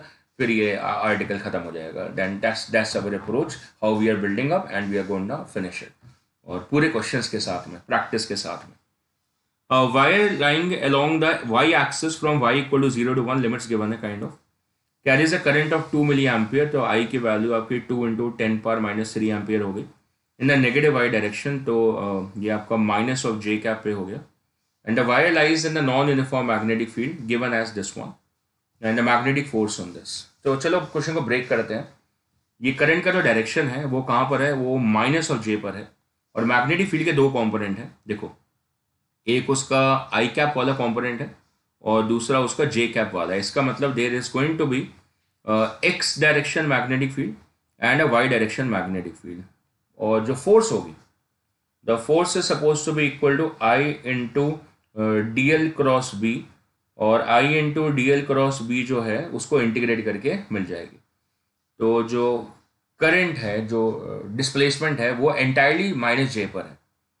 So that's I into dy minus of j and cross bx I cap and plus by j cap, ये result बन जाएगा, है ना। तो बहुत सिंपल है, मैं वेक्टर से दिखा रहा हूँ, वैसे भी सोच सकते हो आप। अब अगर आप उसका क्रॉस प्रोडक्ट लोगे, सो j क्रॉस i तो रिजल्ट डिलीवर करेगा, सो that is i dy into bx and minus of j cross i will be plus of i cross j, और i क्रॉस j कितना हो जाएगा, k हो जाएगा। और जो सेकेंड वाला पार्ट है वो गायब हो जाएगा, that is I D Y B Y, that is minus of J cross J, और जे क्रॉस जे कितना हो जाएगा, 0 आ जाएगा। सो वेरी क्लियर है। हमने पीछे एक छोटा सा क्वेश्चन किया था कि किस पार्ट ऑफ द लूप पे फोर्स लगेगी, किस पे नहीं लगेगी। तो जो भी अलोंग द मैग्नेटिक फील्ड हिस्सा होगा उसके ऊपर नहीं लगेगी। तो उल्टा भी है यहाँ पे कि मैग्नेटिक फील्ड के दो कॉम्पोनेंट्स है, एक एक्स और वाई पे, तो जो एक्स वाली होगी वो फोर्स लगा पाएगी क्योंकि वो वाई वाले करंट के परपेंडिकुलर होगी। लेकिन जो वाई वाली मैग्नेटिक फील्ड है वो करंट के अलोंग आएगी, तो इसका मतलब करंट और मैग्नेटिक फील्ड के बीच का एंगल 0 हो जाएगा, और इस वजह से वहां से कंट्रीब्यूशन नहीं मिलेगा। तो वेक्टर्स को अवॉइड भी करा जा सकता था अगर ये एस्पेक्ट हमें दिख जाता, और अगर कहीं नहीं दिख पाता है तो वेक्टर्स हमारे फ्रेंड्स हमेशा होते हैं जिससे हम अपने रिजल्ट पे पहुंच सकते हैं।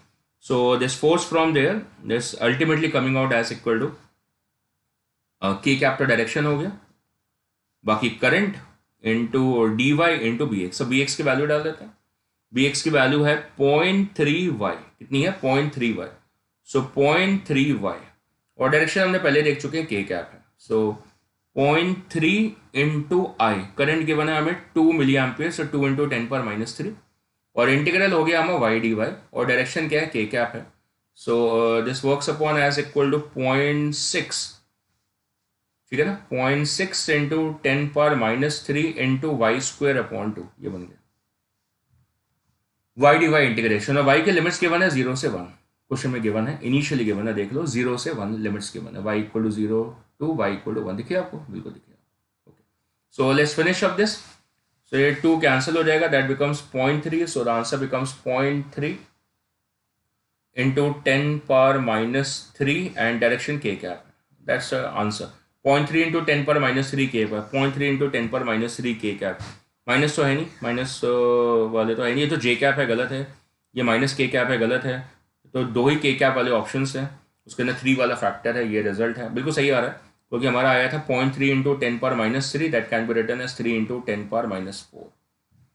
करेक्ट है जी, डन है, क्वेश्चन समझ में आ गया, आसान है, नॉन वेक्टर्स के तरीके से भी कर सकते थे, ठीक है, नॉन वेक्टर्स के तरीके से डायग्राम बना के भी आप देख सकते थे कि जो फील्ड है उसके दो कंपोनेंट्स आ रहे हैं, एक इधर आ रहा था बी वाई और दूसरा बी एक्स आ रहा था, और जो आपकी वाई थी that was lying in the Y axis from Y equal to 0 से वाई इक्वल टू 1 पे लाई कर रही थी, मतलब ये आपकी वायर है, वाई इक्वल टू 0 से वाई इक्वल टू 1 के बीच में ये वायर थी आपकी, और इसमें जो करंट था that was moving in the downward direction, ये डायरेक्शन ऑफ करंट था। तो प्रेटी क्लियर था कि ये सॉरी ये बी एक्स है, ये बी वाई है।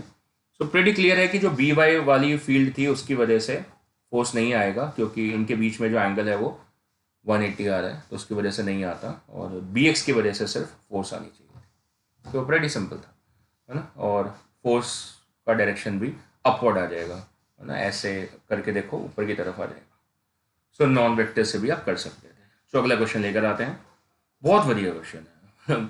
इस सरफेस टेंशन में इसकी झलक होती थी। सरफेस टेंशन में झलक होती थी कि एक क्वेश्चन होता था कि हमारे पास एक थ्रेड है और हम थ्रेड को क्या करते हैं, उसके एंड्स को टाई कर देते हैं। थ्रेड्स के एंड को हमने टाई कर दिया टाई, और फिर क्या करा, उसको एक लिक्विड है उसके सरफेस पर रख दिया। तो हम क्या देखते हैं कि वो जो थ्रेड होती है वो स्ट्रेच हो जाती है और सर्कल में तब्दील हो जाती है, because of the action of the tangential forces of the surface tension. This was an idea जो सरफेस टेंशन में क्वेश्चन करा होता है हमने, ठीक है।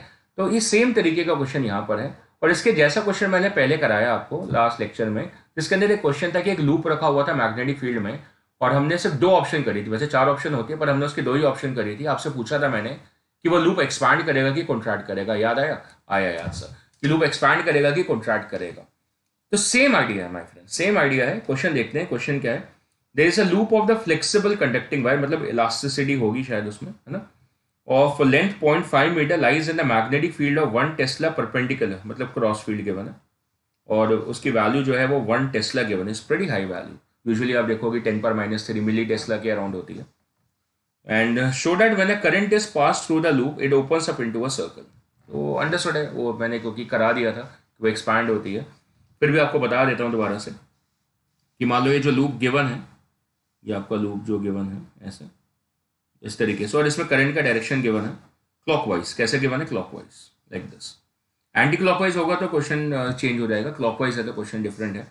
और क्रॉस मैग्नेटिक फील्ड अप्लाइड है, यूनिफॉर्म फील्ड है, इस तरीके से क्रॉस फील्ड अप्लाइड है। So what do you need to do, check the DF on every element. तो अगर आप DF on every element check करोगे, इसके ऊपर चेक करोगे, हाथ पर लगा के देखो, तो इस पर फोर्स बाहर की तरफ आएगी।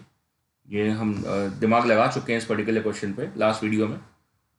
तो ये सब पे DF बाहर की तरफ आएगी। नेट फोर्स तो 0 आनी है, net force is suppose to be 0 any time, क्योंकि क्लोज लूप है, यूनिफॉर्म मैग्नेटिक फील्ड में है, कोई इसके अंदर कॉम्प्लेक्सिटी नहीं है, तो नेट फोर्स पक्का 0 आनी है। पर ये क्वेश्चन नेट फोर्स पे नहीं है।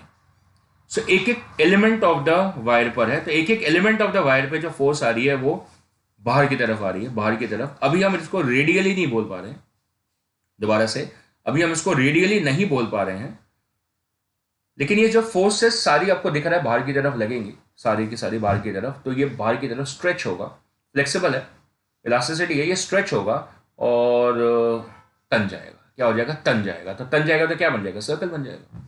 So it becomes a circle. इसके ऊपर नेट फोर्स कितनी है? 0 है। और अगर आप सर्कल वाला डायग्राम देखो तो भी नेट फोर्स 0, मतलब फाइनली ये सर्कल में कन्वर्ट हो गया और ये सर्कुलर लूप बन गया। तो अगर ये सर्कुलर लूप भी बन जाए तो गलती तो नहीं हो रही ना, कॉन्सेप्चुअली कोई गलती तो बिल्कुल नहीं हो रही ना।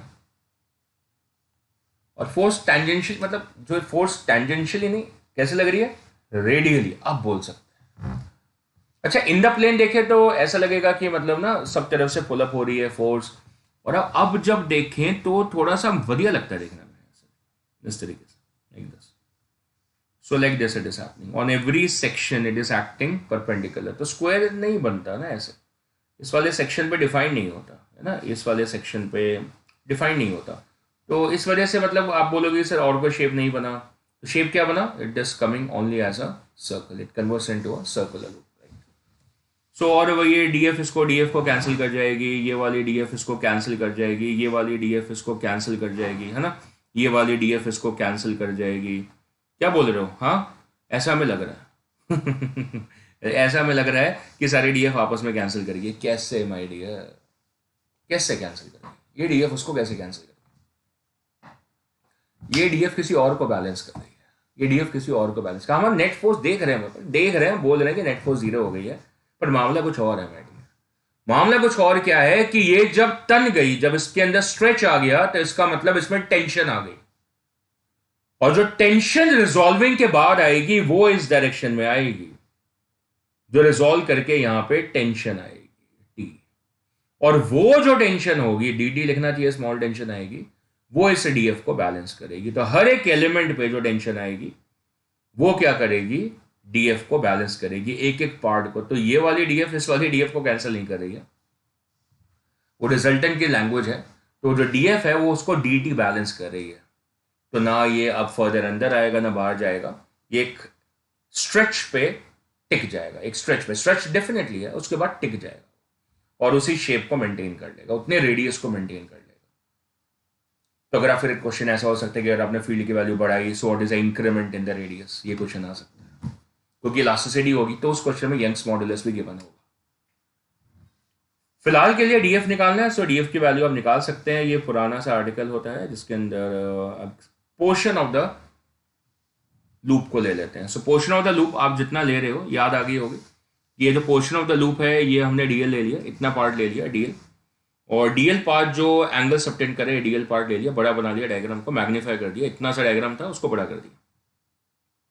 तो उसका जो एंगल है सेंटर पे वो आपने चेक ऑन कर लिया। पूरा एंगल में अगर ये थीटा ले लूँ, पूरा एंगल वैसे डी थीटा होना चाहिए, तो ये आधा आधा एंगल बन जाएगा। तो ये वाला एंगल हो जाएगा डी थीटा बाई 2, और ये वाला एंगल भी कितना हो जाएगा डी थीटा बाई 2, ऐसे आ जाएगा, आधा आधे एंगल आ जाएंगे, D theta by 2, D theta by 2, ठीक है। और फिर जो टेंशन लगती है कैसे लगती है, टेंजेंशियली। तो मैं टेंजेंशियली जो बोलना चाह रहा था, सरफेस टेंशन से रिलेट क्यों करा, ये बात याद दिलाने के लिए कि टेंशन कैसे लग रही है, टेंजेंशियली, यहाँ पे भी और यहाँ पे भी टेंजेंशियली। और फिर ये जो एंगल आएगा इधर, ये वाला एंगल आ जाएगा ज्योमेट्री से डी थीटा बाई 2, और ये वाला एंगल भी कितना आ जाएगा D theta by 2।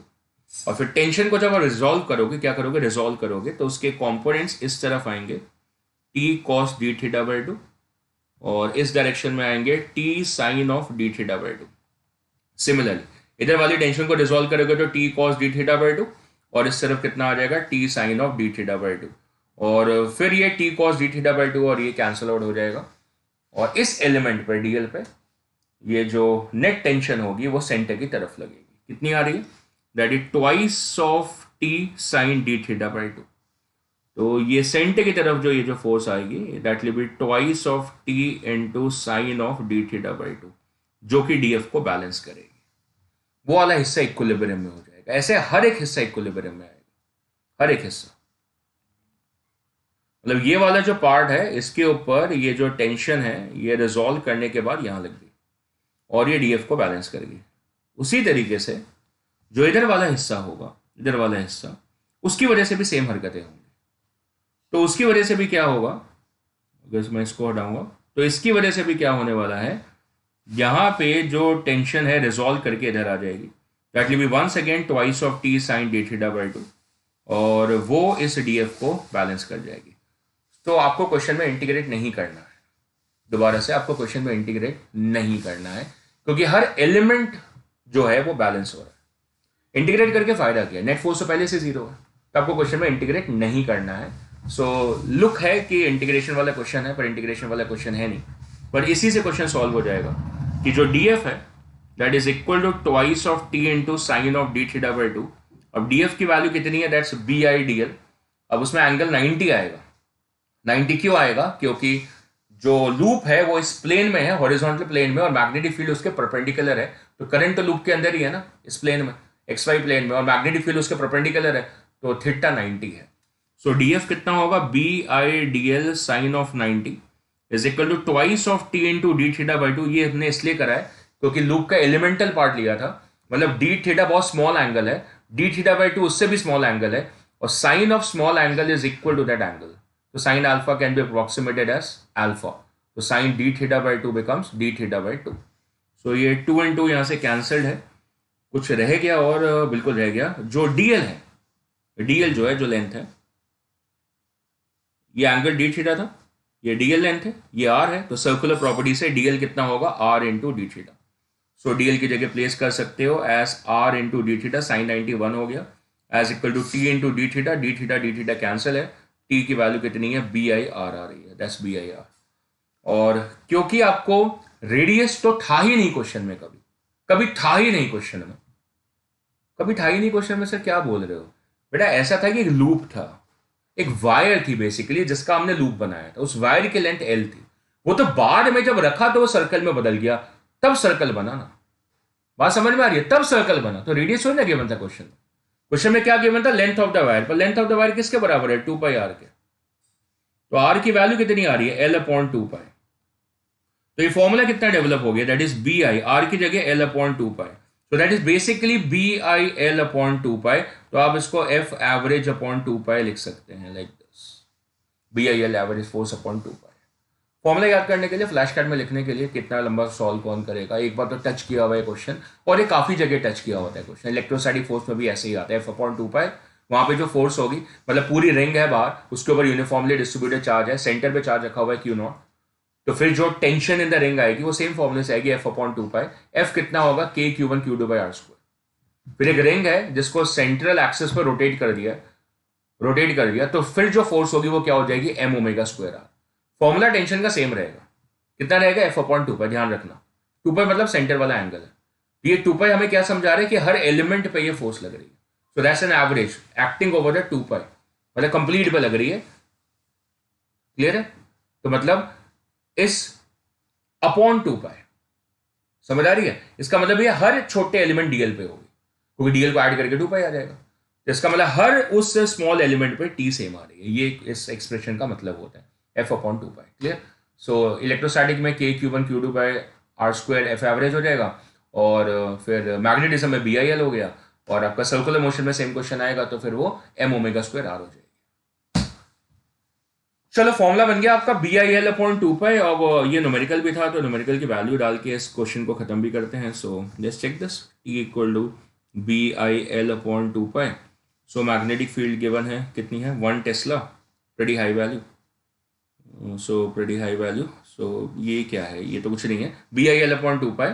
So B की वैल्यू कितनी है, 1, करंट की वैल्यू कितनी है, देखो गिवन है 1.57, सो 1.57, लेंथ वैल्यू कितनी है 0.5 मीटर, एंड डिवाइडेड बाई 2 पाई, पाई कितना होता है 3.14, सो ये 2 से कैंसिल हो गया, 0.5 अपॉन 4 आ गया, that is 0.125 Newton's is the value for the tension. Increment in the radius का क्वेश्चन अगर हो जाए तो इंक्रीमेंट इन द रेडियस का तो टेंशन की वैल्यू मिल गई, तो फिर यंग्स मॉडुलस यूज कर लोगे। क्या होता है Young's modulus, that is equal to F upon area divided by delta L upon L, ये आता है।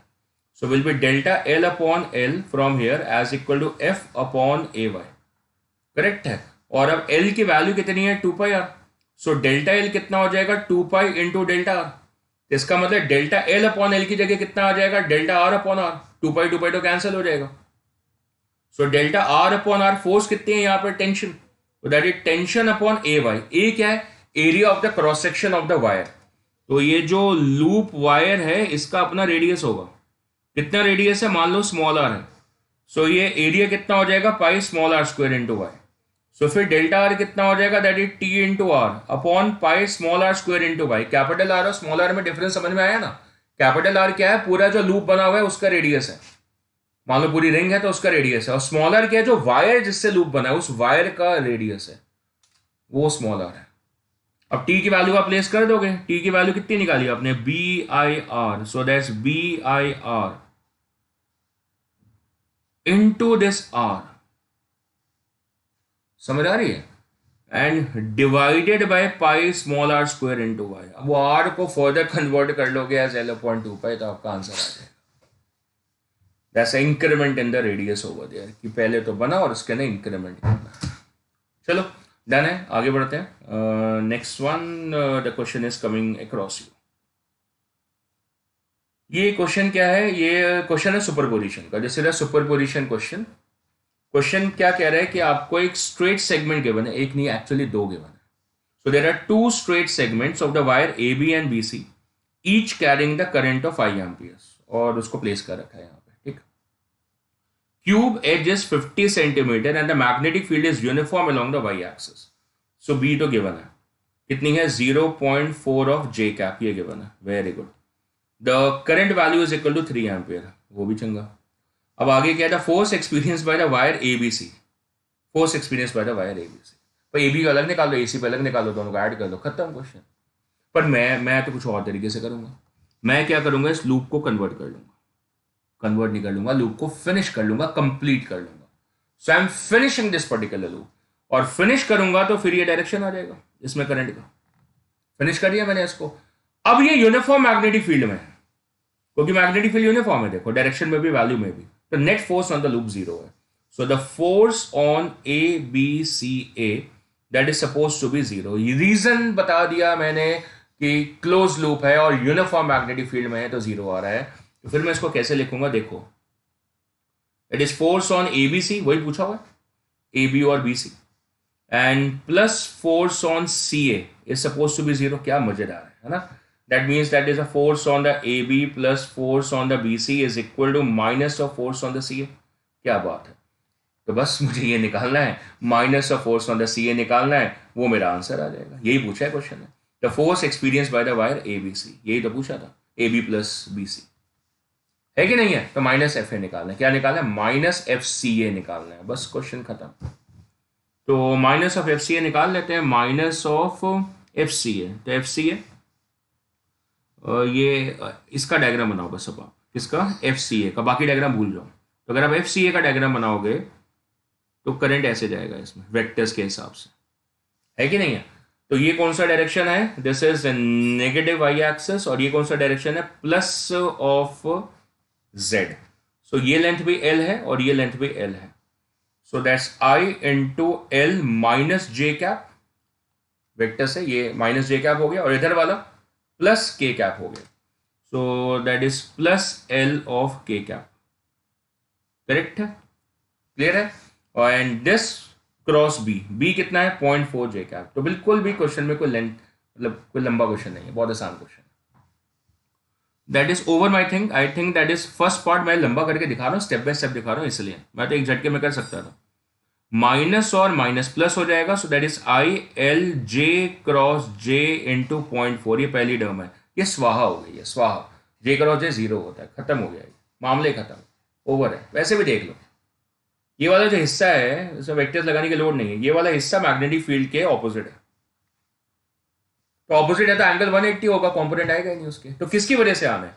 जो भी आना है वो सिर्फ इसकी वजह से आना है, इस वाले पार्ट की वजह से, दैट्स इट, क्योंकि वो मैग्नेटिक फील्ड के परपेंडिकुलर है। तो दो सेकेंड वाला हिस्सा है यहाँ, सो दैट इज कितना माइनस है बाहर, माइनस आई इंटू, ये पूरा ब्रैकेट में, I into L into 0.4 and into K cross A, that's it my dear, over. ये तो जीरो होगी।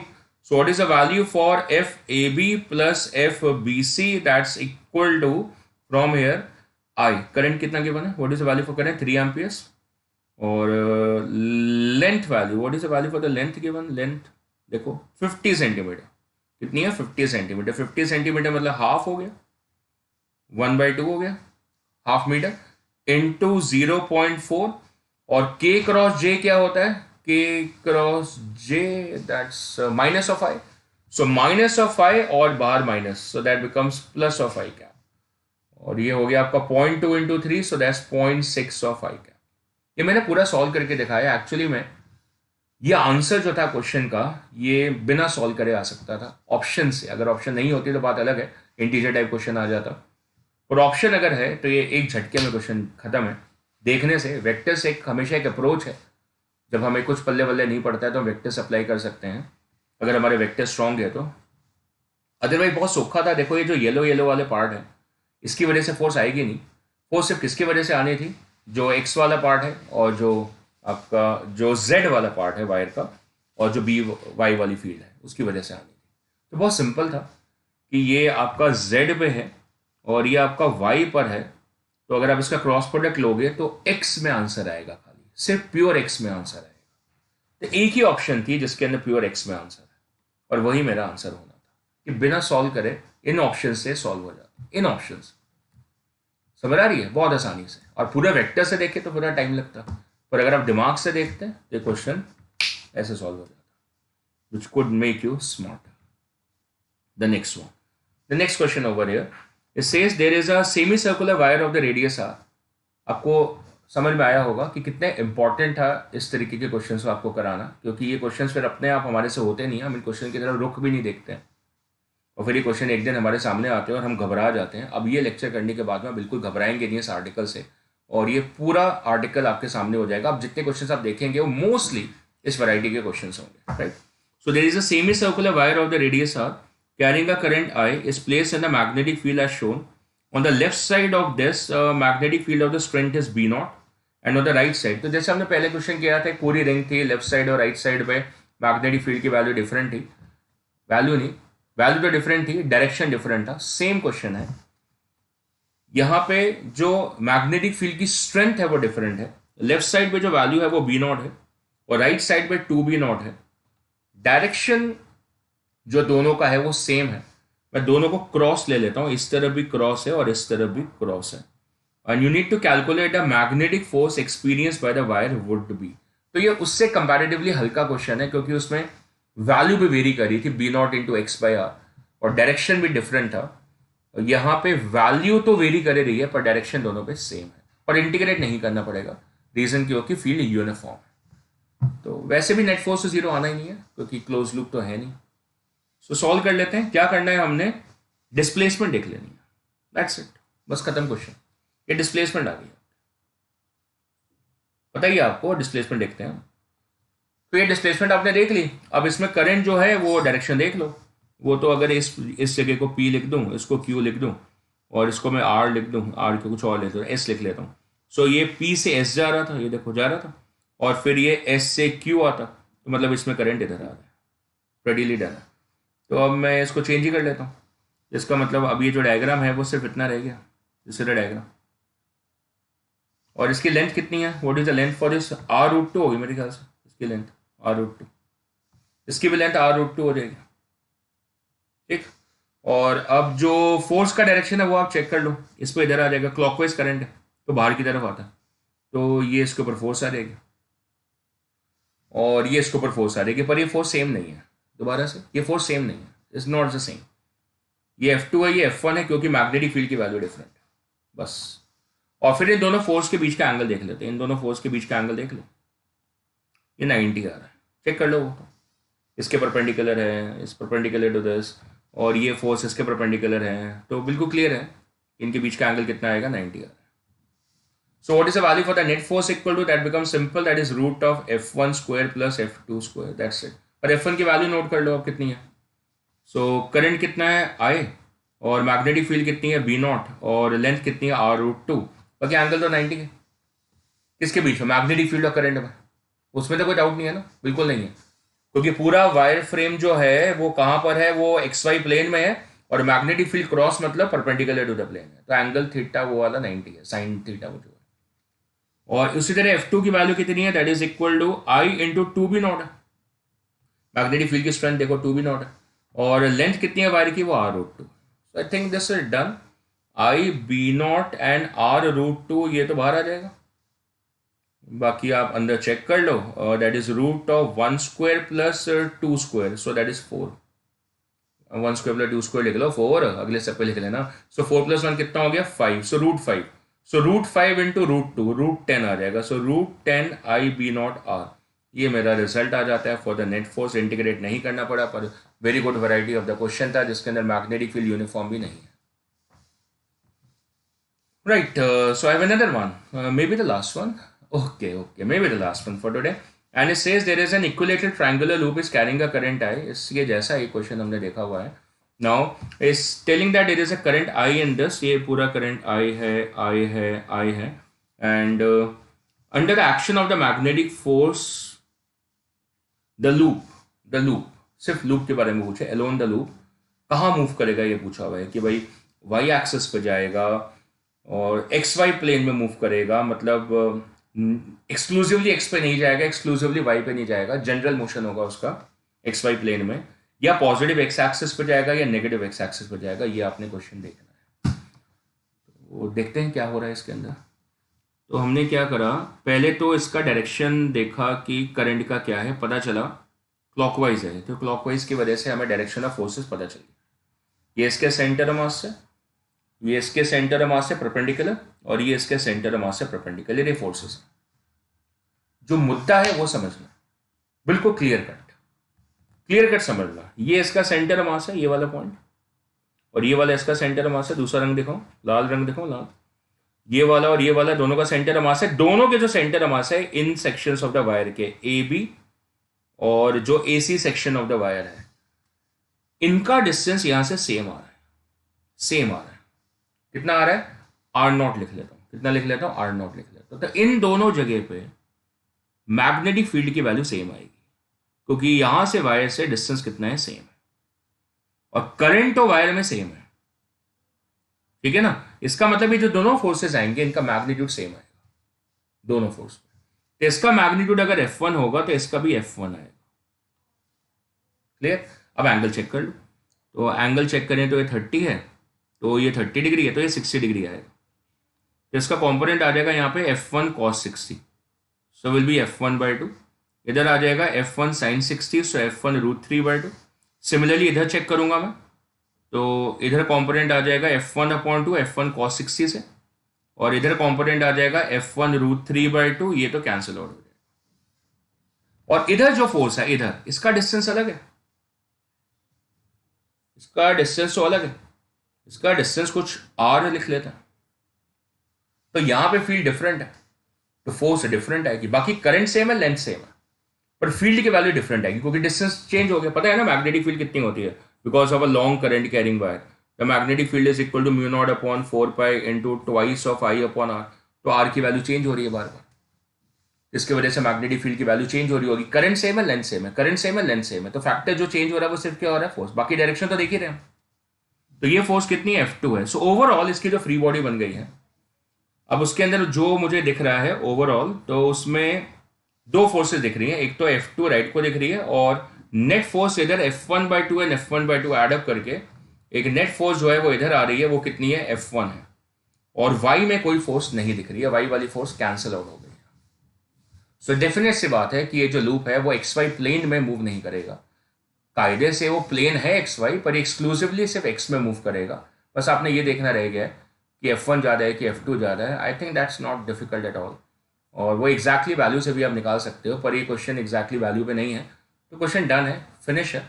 डेफिनेट सी बात है कि इस जगह पे, इस लोकेशन पे मैग्नेटिक फील्ड की जो वैल्यू आती है B1, और इस लोकेशन पे जो मैग्नेटिक फील्ड की वैल्यू B2 आती है, तो B1 की वैल्यू डेफिनेटली B2 से ज़्यादा आएगी। तो इसका मतलब F1 की वैल्यू डेफिनेटली F2 से ज़्यादा आएगी। रीज़न क्योंकि करंट सेम है और लेंथ सेम है BIL में।